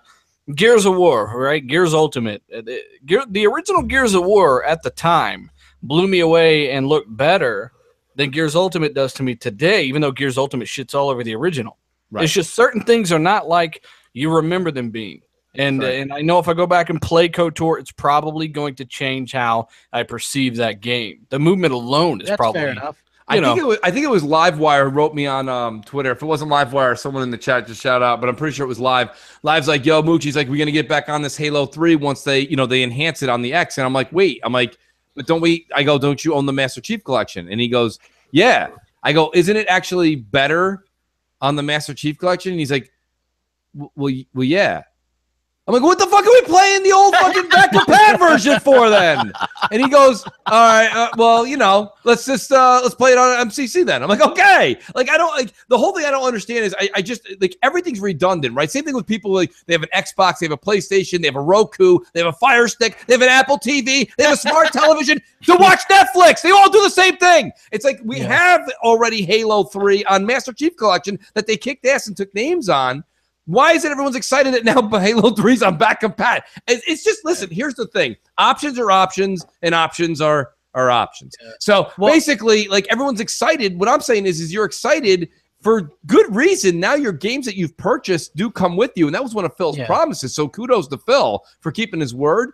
But realistically, the point that I was making on Twitter the past couple of days was, can we calm down, folks? Like, you're getting really excited about playing a game that you really don't want to play again for another 25 hours. Though, but listen, it's really true. It isn't true. It isn't true. Listen, there's also a whole subsect of people who maybe weren't alive to experience these games. And so, and look, this is going to be the only option. They were mere feti. What kid right now? Anybody in the chat that has kids, or anybody on the panel that has kids? What kid right now is like, I wasn't alive when Pac-Man was? I can't wait. Hey. Somebody give me some Pac-Man. Can I get Cuba for lunch? In the chat, are you guys excited for will you possibly play KOTOR now that's back compat?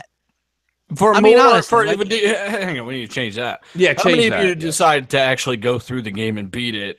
Maybe, we'll know who's honest, because a lot of people will be like, I started it, but I don't know about that shit. Yeah. I'm about 4.5 hours in. I'm past the it was just like I got lost in it. You know what I mean? It's like, oh, I remember this. I got to go here and go do this. You know what I mean? And for me personally, like, I don't know about who else will do it, but I have been seeing, oddly enough, I saw more people on Ninja Gaiden Black than I did. Which, by the way, that game is in Game Pass. Yeah, that game's in Game Pass right now as well. So I could see this being something that people like the original Xbox games being extra stuff added in Game Pass. Like, that's you guys got to remember when Red Dead became back compat? Like, everybody was doing screenshots for literally 36 hours. Wasn't even 48. Yeah, and then boom, it died. And it's the same thing here. Like, you don't understand. Come Friday when these 3 new games come out, people are gonna like back compat. Is that a new game coming out? Yeah. They don't even know what the fuck you're talking about. Back compat. Oh yeah. Oh, back compat. At the end of the day, I remember. At the end of the day, having your old games underneath one roof, underneath one console, is just a bonus. It's fan service. It's no different than Nintendo bringing out the Super Nintendo Classic and the NES. They're catering to people that have nostalgic memories of some of these games. Maybe you'll go back and play them for 10 minutes and go, man, I can't believe I ever liked that. But I think it's always just a good thing. I mean, like, I don't see why we got to treat old games any differently than we would treat old movies or old music. We still go back and listen to bands from the 70s, the 80s, and the 90s, et cetera, et cetera. We still go back and watch classic movies from the 80s or whatever genre you kind of came up through. And I think that games shouldn't be looked at as, okay, because they're old. Yeah, they're old to us now, but they're new to somebody else. Plus, again, just to be able to go in it with a click of a button to be able to play that game that you love is awesome. Noof, you're right, and that don't get me wrong. That's actually, like, if you were running for like some kind of like political office in gaming, that would have won you an election. But my whole thing is this: as you were saying that, I'm looking at the ground and I see an old Nintendo system I have, an old 360 unplugged, just sitting in the corner. I'm looking at the stuff I just have in my office, just sitting on, like, I have to actually put away, and I'm like, there's a reason it's on the ground unplugged. We've moved on. And I mean, don't get me wrong, with music, you kind of make a good point with music, but like Dealer was saying, I think it was Dealer, maybe it was Hellhammer, saying movies is a little bit different. I mean, music and movies, some of them are just very different, timeless, but when it comes to gameplay and mechanics and visuals and all this stuff, I think some of the stuff Zeppelin came out with is some of the best sounding stuff of all time, and it just doesn't change. It's kind of like a 69 boss. Like, it's a quintessential. Well, because music is not based on technology like movies are these days, where a lot of it's the filming techniques, the software they use to do it, like the graphics. One time what we thought was an amazing movie, back maybe in the 90s, looks like absolute crap. I mean, music has the biggest difference in music is how it's recorded now. I mean, the digital technology is fantastic and stuff like that, but it's still, like, from generation to generation, it really hasn't changed that much. You mentioned the NES Classic and all that. I think what Microsoft are doing destroys what the NES Classic is doing. Everything under one roof. They can keep giving you all the old stuff you already bought. NES Classic costs $80 and it only has 30 titles, and you're stuck. Right. Yeah, there's a lot more integration and fan service with this back compat stuff, and it goes along with everything else you bought in one console. It's kind of a wash. I wouldn't use the word better, and let me tell you why, dealer, because they're charging $10 a pop. Okay, so at this rate, I can get 8 games on Microsoft for 30. If you already own it, though. But most people don't, or they tossed it away. You know what I mean? Or you just go on Amazon and buy it for. Or you buy it, yeah, right. Well, of course. I mean, look, here's the thing. I do hope that more games get there. You know what I mean? I would like to see a Jade Empire. Here's the thing, though, Crap. Let me just address the chat. Like Epic Helios, he's like, well, Mooch, that's you, and not everyone. You got to remember something, guys. We are on something called the internet. The internet reaches the entire globe. So I understand when I make a comment, I am not speaking for everybody in the globe. I get that. It's not just me. But what I'm saying is what I'm speaking for is generally the masses. And I've been playing games longer than most of the people in the chat.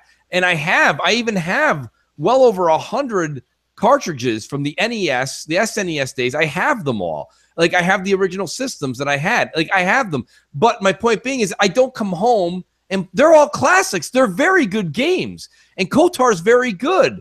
And Ninja Gaiden Black is very good. They're all, and a lot of these other games. That game's impossible. I want to throw that great. Out there. Well, of course it's impossible. And that's the thing. It's hard. No gamer mode. There is no gamer mode on that.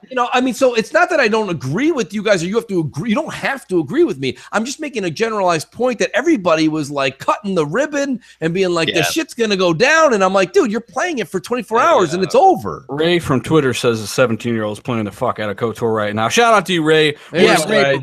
Amazing game. We're just saying that it's more of a flash in the pan type thing. Hey, come back to it when you want to, but ultimately this Friday, Assassin's Creed. Most people are going to be playing the new stuff. I get that, but it is cool to have the option to take. Like, look, I own that game already. I get people are going to buy it again. I never got rid of it, so it's cool for me. You know what other game I'm looking forward to actually putting in and playing? Sid Meier's Pirates. That was one of my all-time favorite games on the Xbox. Hellhammer even loved that game. It was awesome. Yeah, it was an incredible amount of fun. I have the PC version now. So I used to have the PC version. That was how long ago it was. Like Crapgamer would play the couple things on PC. That was one of the things. So I used to play the little RTSs on PC back in the day. Ray always writes us on Twitter. Ray, do me a favor because I know you're listening. Ray, Crossfire's on Friday night. Let us know what your son's playing on Friday night when the 3 new games come out.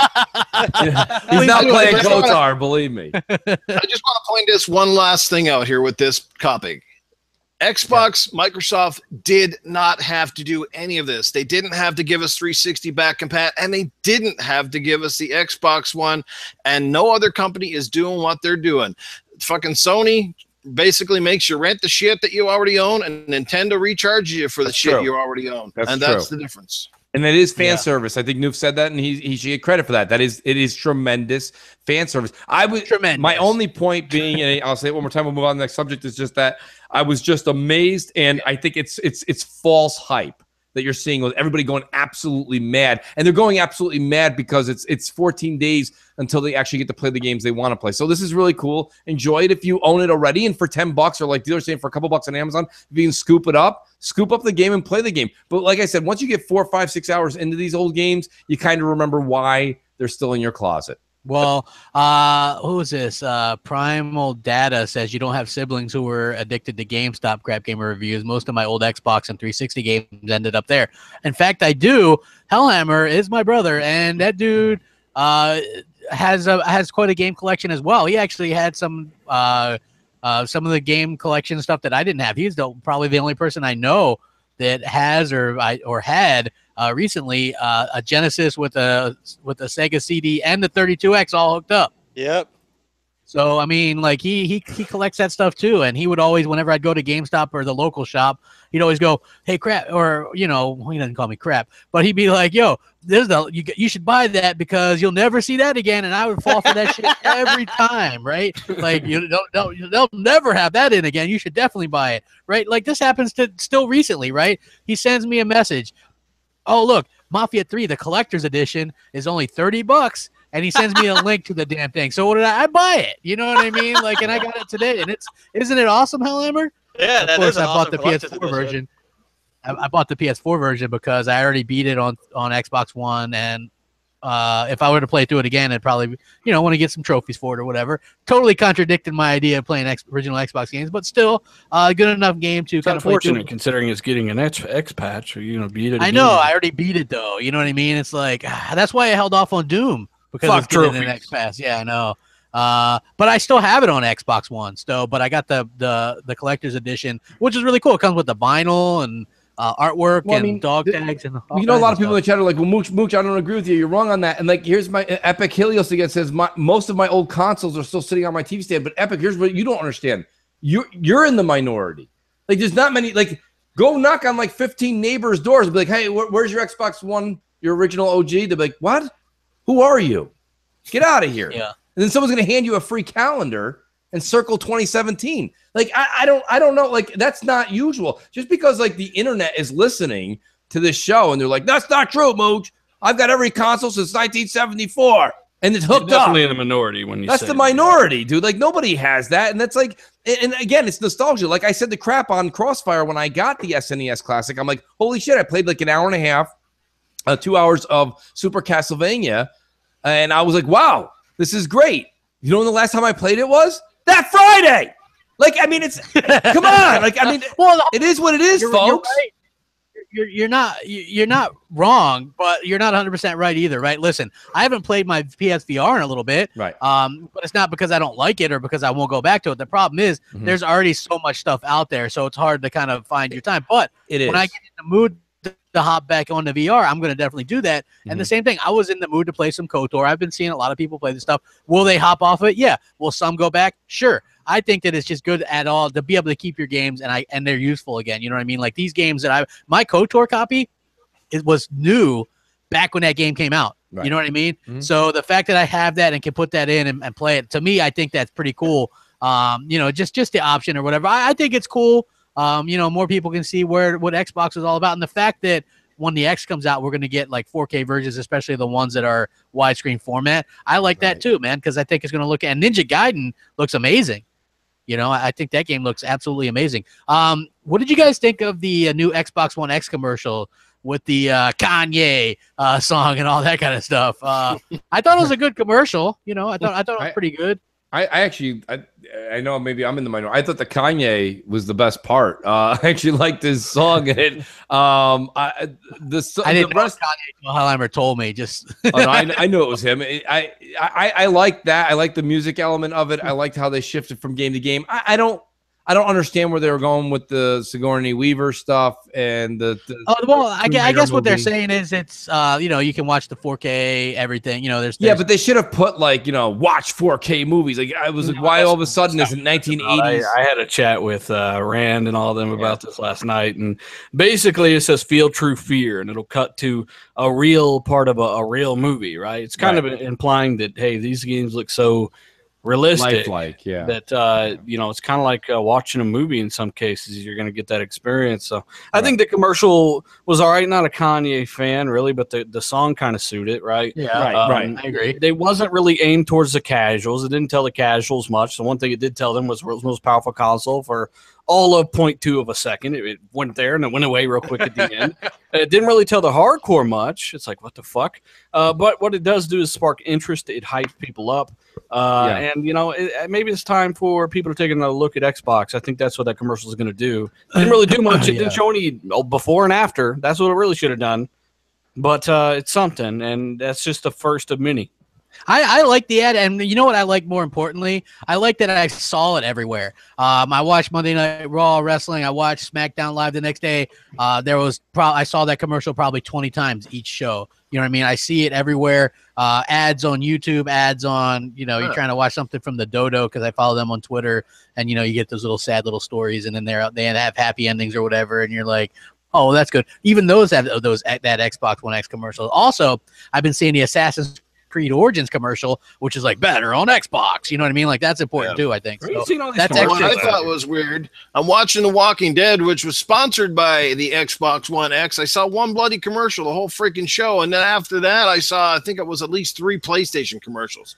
I was like, what the hell? Was it? I heard people saying that they saw PlayStation View commercials, which was kind of weird to me. But yeah, I saw View. I saw it for something else, and they're showing off like clips of freaking God of War, which is not even out.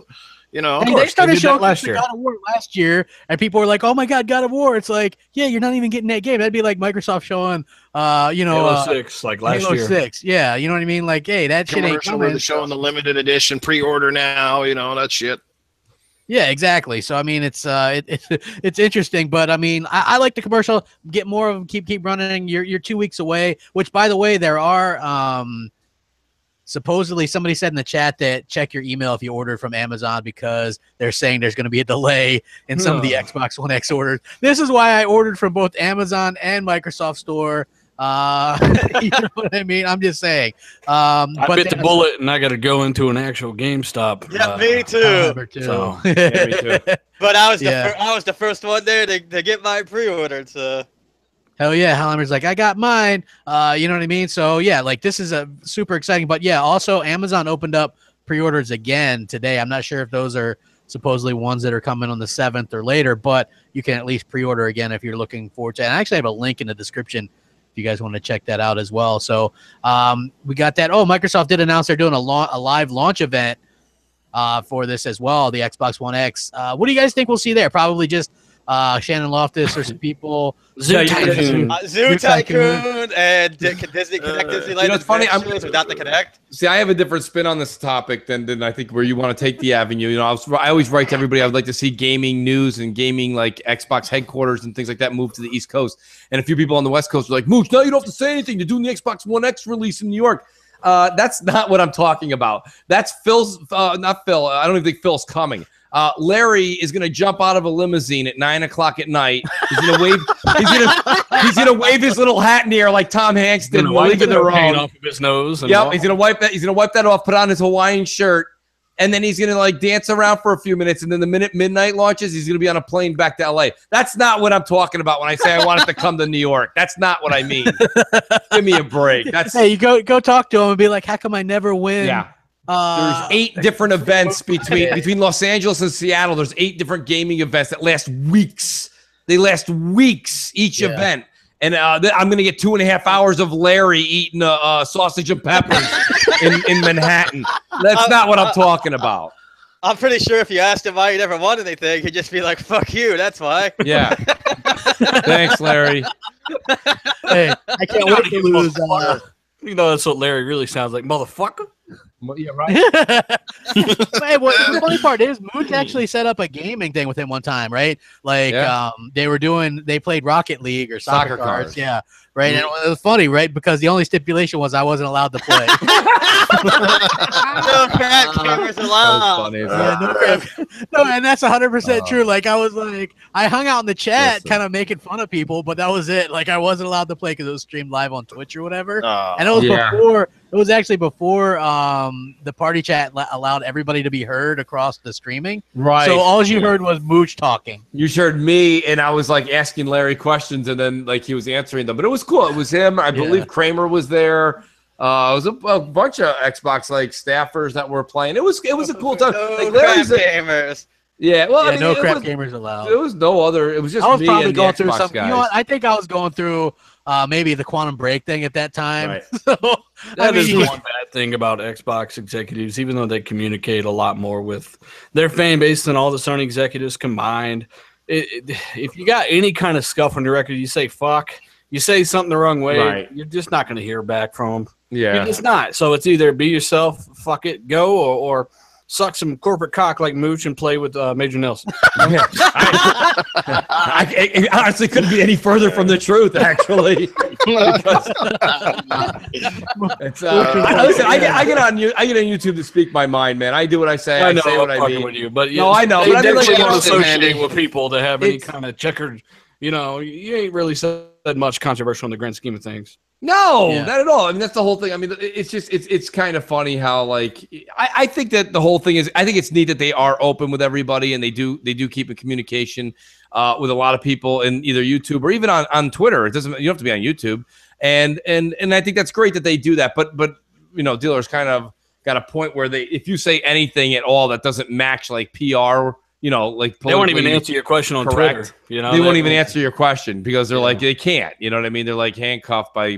I like how they can't answer us, But then somebody who's got a $55 million marketing deal can say "F you, Microsoft" and X-Bone on the biggest. Yeah, and they'll go to Boogie's house or they'll fucking set people up. Somebody get that guy a trophy. Yeah, so it is what it is, man. You try and figure it out, you get a headache. You'll be chewing Excedrin. It is what it is. Yeah. Well, it's perception. It's what other people say about you too, right? It's your reputation sometimes is only as good as what the next asshole wants to say to somebody else, right? Like, oh, don't talk to that guy because he's a piece of scum. You know that Noof Nukem. Oh, yeah, he's got his fucking dirty ass jokes coming out of his mouth every 5 seconds. What I always say is the same thing we learned when we were younger. You got to look at the source. Okay, so if you're gonna take the source's word for it over your own, then you're just as guilty as that person. You know what I mean? So that's the thing. They have to look and listen to what we're saying on these shows, and anything we're saying. It's easier not to do it because it takes so much time. Absolutely. Yeah, absolutely. Hey, I mean, I agree with you, and it is kind of a shame, really, because there's, because you do see them do stuff with stuff like Boogie or whoever, you know what I mean? And people that literally send millions of people the wrong message about Xbox for years. Yeah. And then they'll come in and fuck with those people because they have a ridiculous audience, but it's just unfortunate, the way that works. So it's smart technically trying to change that, but on the other hand, it does suck for other people. Yeah, I would have loved to have got an Xbox One X to review, you know what I mean? Or, you know what I'm saying? But unfortunately, that doesn't always work out that way. There's no fucking patches right now anyway, so. Oh, yeah, that's true. That's true. I could have been playing Super Lucky's Tale, though, so that would have been exciting, right? Yeah, absolutely. Incredibly exciting. Let's see. What else? Is that out yet? When does that come out? No, it's not. It comes out the day of the Xbox One X. So what do you guys think about the PS5 talk? Everybody like PS5 is coming. Oh my god, man. PS5. Wait, there's nothing PS5 official out there about PS5. 10 T-flops. Yeah. Dude, Colt Eastwood told me the PS5's coming. I believe him. He told me it was coming too, and he told 2 million other people it was coming. Officially, there is no information about the PS5. There's no APU out right now that will support an architecture for the PS5, or you're still stuck with Jaguars. They're not doing that again. So, like I said, it's going to be used one of 2 APUs out there from AMD, Raven Ridge, Bristol Ridge, one of those 2. None of those are available right now for consoles. There's nothing for it right now. It's not happening. So, just like we heard PS5 is getting announced this year, right? We heard that all last year. We're Xbox One X, the PS5 right around the corner. No, it's not. You're going to have to buckle up, move up, bend over. It's okay. Just get used to it for a couple years because that's what's going to happen. Yeah, I mean, we've kind of put the dates out there, Crap. We've been talking about this for 3 years now, at least. We're like, when just for speculation talk, and we said that 2020 would be the earliest I could see a PS5. That's the earliest. Is the absolute earliest, yeah. Like they might announce something in 2019, but I honestly don't see anything before 2020. Yeah, no way. Just for the simple fact of Sony, and I've said this multiple times, Sony's making money off of PlayStation Plus and all the software they're selling by having an install base. Why hit the reset button? I don't think they're going to. I think they're going to find a way to carry that forward, but I just don't know how they would do it. They don't have the software that Microsoft do. I mean, who knows? They could emulate it. Oh, here, Dennis Kruger. He donated $20 in the super chat. Man, that's what I'm talking about. He says, will the Xbox One X support 3D Blu-ray movies? Yeah, because you don't think so? Yeah, the Xbox One S does. Yeah, it got an update to support 3D Blu-rays. Oh, it got an update. Yeah, I don't know. By then your 3D TV will disintegrate. So yeah, I mean, look, it gets updated, right? Like, but I didn't even know 3D TVs were a thing anymore. I'm not 100% sure. No, I don't think. I don't think they are. I haven't seen a 3D it just doesn't make any. I guess for those that have it, that's cool or whatever. But it doesn't make sense to support it in the future. But if it's just an update that works across all Blu-rays, that's almost like asking, can the Xbox One X play HD DVDs? Hey, who cares? That's cold-blooded. I got all those HD DVDs. Crapgamer went all in on that one. I did. Oh yeah. He chose the wrong one. He lost big. Hey, I still got a bunch of HD DVDs, man. And guess what? My thought was HD is HD, baby. You know what I mean? So I was like really happy. Hey, I'm looking for 3D TVs, man. I can't find any anywhere. No, dude. I'll say this once, I'll say it again with that HD DVD shit. If Microsoft had a friggin' decided when they came up with the portable thing, then like a year later at least, they had actually installed it with every Xbox 360, I think this story might have been vastly different. Yeah, if, like it wasn't really went with Blu-ray because it is better. I mean, those discs hold double the data. Yep, and not only that, but they weren't scratchable either. So it was like hard to scratch. Where the HD DVDs were just like regular. To me, I thought DVD, HD DVD. Like to my you know, it made sense to me. But to everybody else, it was like, oh well, triple the data or whatever, you know. And I was like, oh okay, well. Whatever. So I mean, it kind of is what it is. But at the end of the day, I felt like let's see, Ultra HD DVD still works on Xbox One. No, they don't. It doesn't work. I don't think. No, they don't work. You got to have the. Yeah, I have the player. I have two of them. Somebody say that in the chat. Yeah, you can't. So no, it's not. No, that's a different laser. Yeah, hey, Console Gamer says, Mooch, you were excited about the SNES Mini. What's up with that? Yeah, well, apparently he just tuned in at the end of the show. We talked about that an hour ago, buddy. No, but the answer to his question again, yes, I was excited about it on 9/29, and then at midnight on 9/29, I was not. It is what it is, dude. It's a collector's item. It's cool. Like I said, it's a cool option to have back compact, guys. But like everybody on Twitter and people in the chat carrying on, like you're going to go get a Kotar tattoo above your ass. You're fucking kidding yourself. You're going to play a couple hours of it. You're going to remember why it's 15 years old. And then we're going to move on. And listen, Red Dead is easily on 360 a bigger game in most people's eyes. And like I said, within 48 hours, everyone was like, I can't wait to play this. And pictures of them hypothetically daydreaming about it on their console. And maybe one day I'll have Red Dead and Red Dead under my pillow. And it's like, okay, all that happened. And then 48 hours later, nobody's playing Red Dead Redemption. A lot of people on Call of Duty Black Ops 2, though. Yes, the Call of Duty games, but they're a phenomenon, right? They're the only game that sells 30 million a year. Yeah. It's also a multiplayer game, so right. It's a lot less powered by your friends, and there's you know. Variables. So I don't know. Yeah. Options are good. It's here. Hey, if you like it, enjoy it. Have fun. Yeah, the idea of owning things sometimes is actually better than owning it itself. Mm-hmm. Yeah, well, good point, Mooch. Damn, I mean, Noof, you made a Mooch point there. You made a Mooch point. Mooch point right there. But hey, just like that, man, 2 hours out of the way. Hit that like button because there's still over 700 watching. Damn, good crowd tonight. And then we're going to hit some outros. First up, we got Mooch. What do you got going on? I hit you before you sent me that. You did. Damn you. But it's still a really funny. I know. See, Reggie do that is funny. But anyways, no, we got Crossfire 7 o'clock Friday night. Going to be a good show, man. Because let me tell you something. A lot of the stuff we talked about today is just all going to kind of be like a snowball that transpires like down an avalanche into Crossfire. So Friday will be a great show, 7 p.m. Eastern. And then, of course, we have MNC Mornings.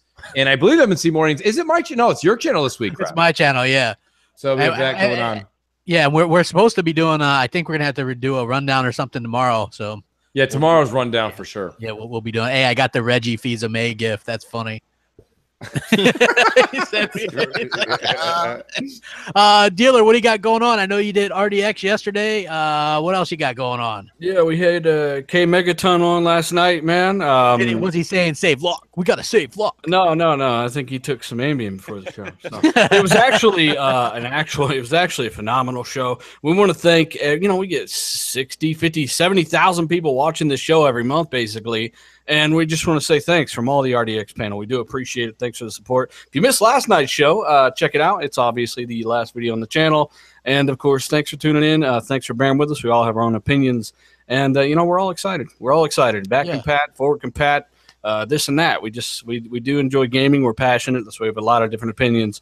Once again, hit that like button. Thanks for showing up. And of course, thanks. It was a good show. And we got Hellhammer. What do you got going on? No, not much. Yeah, nothing really. I'll be back on here next week. Otherwise, you can find me on Twitter at XXLhammer or on Xbox Live, XX_Hellhammer. Absolutely. And Noof Nukem, what do you got going on?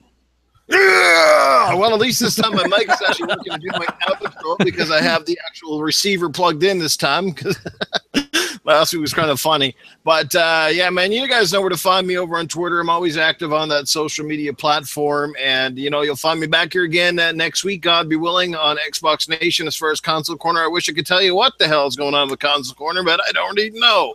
Yep. So we'll just leave it at that. And yeah, all that good stuff, man. And check out my channel. You know, Noof Nukem's pretty easy to find. There's some Cletus stuff over there and all that good stuff. And I will certainly get some videos up at some point in time here. So it's all good. It's always appreciated. Had a fun time.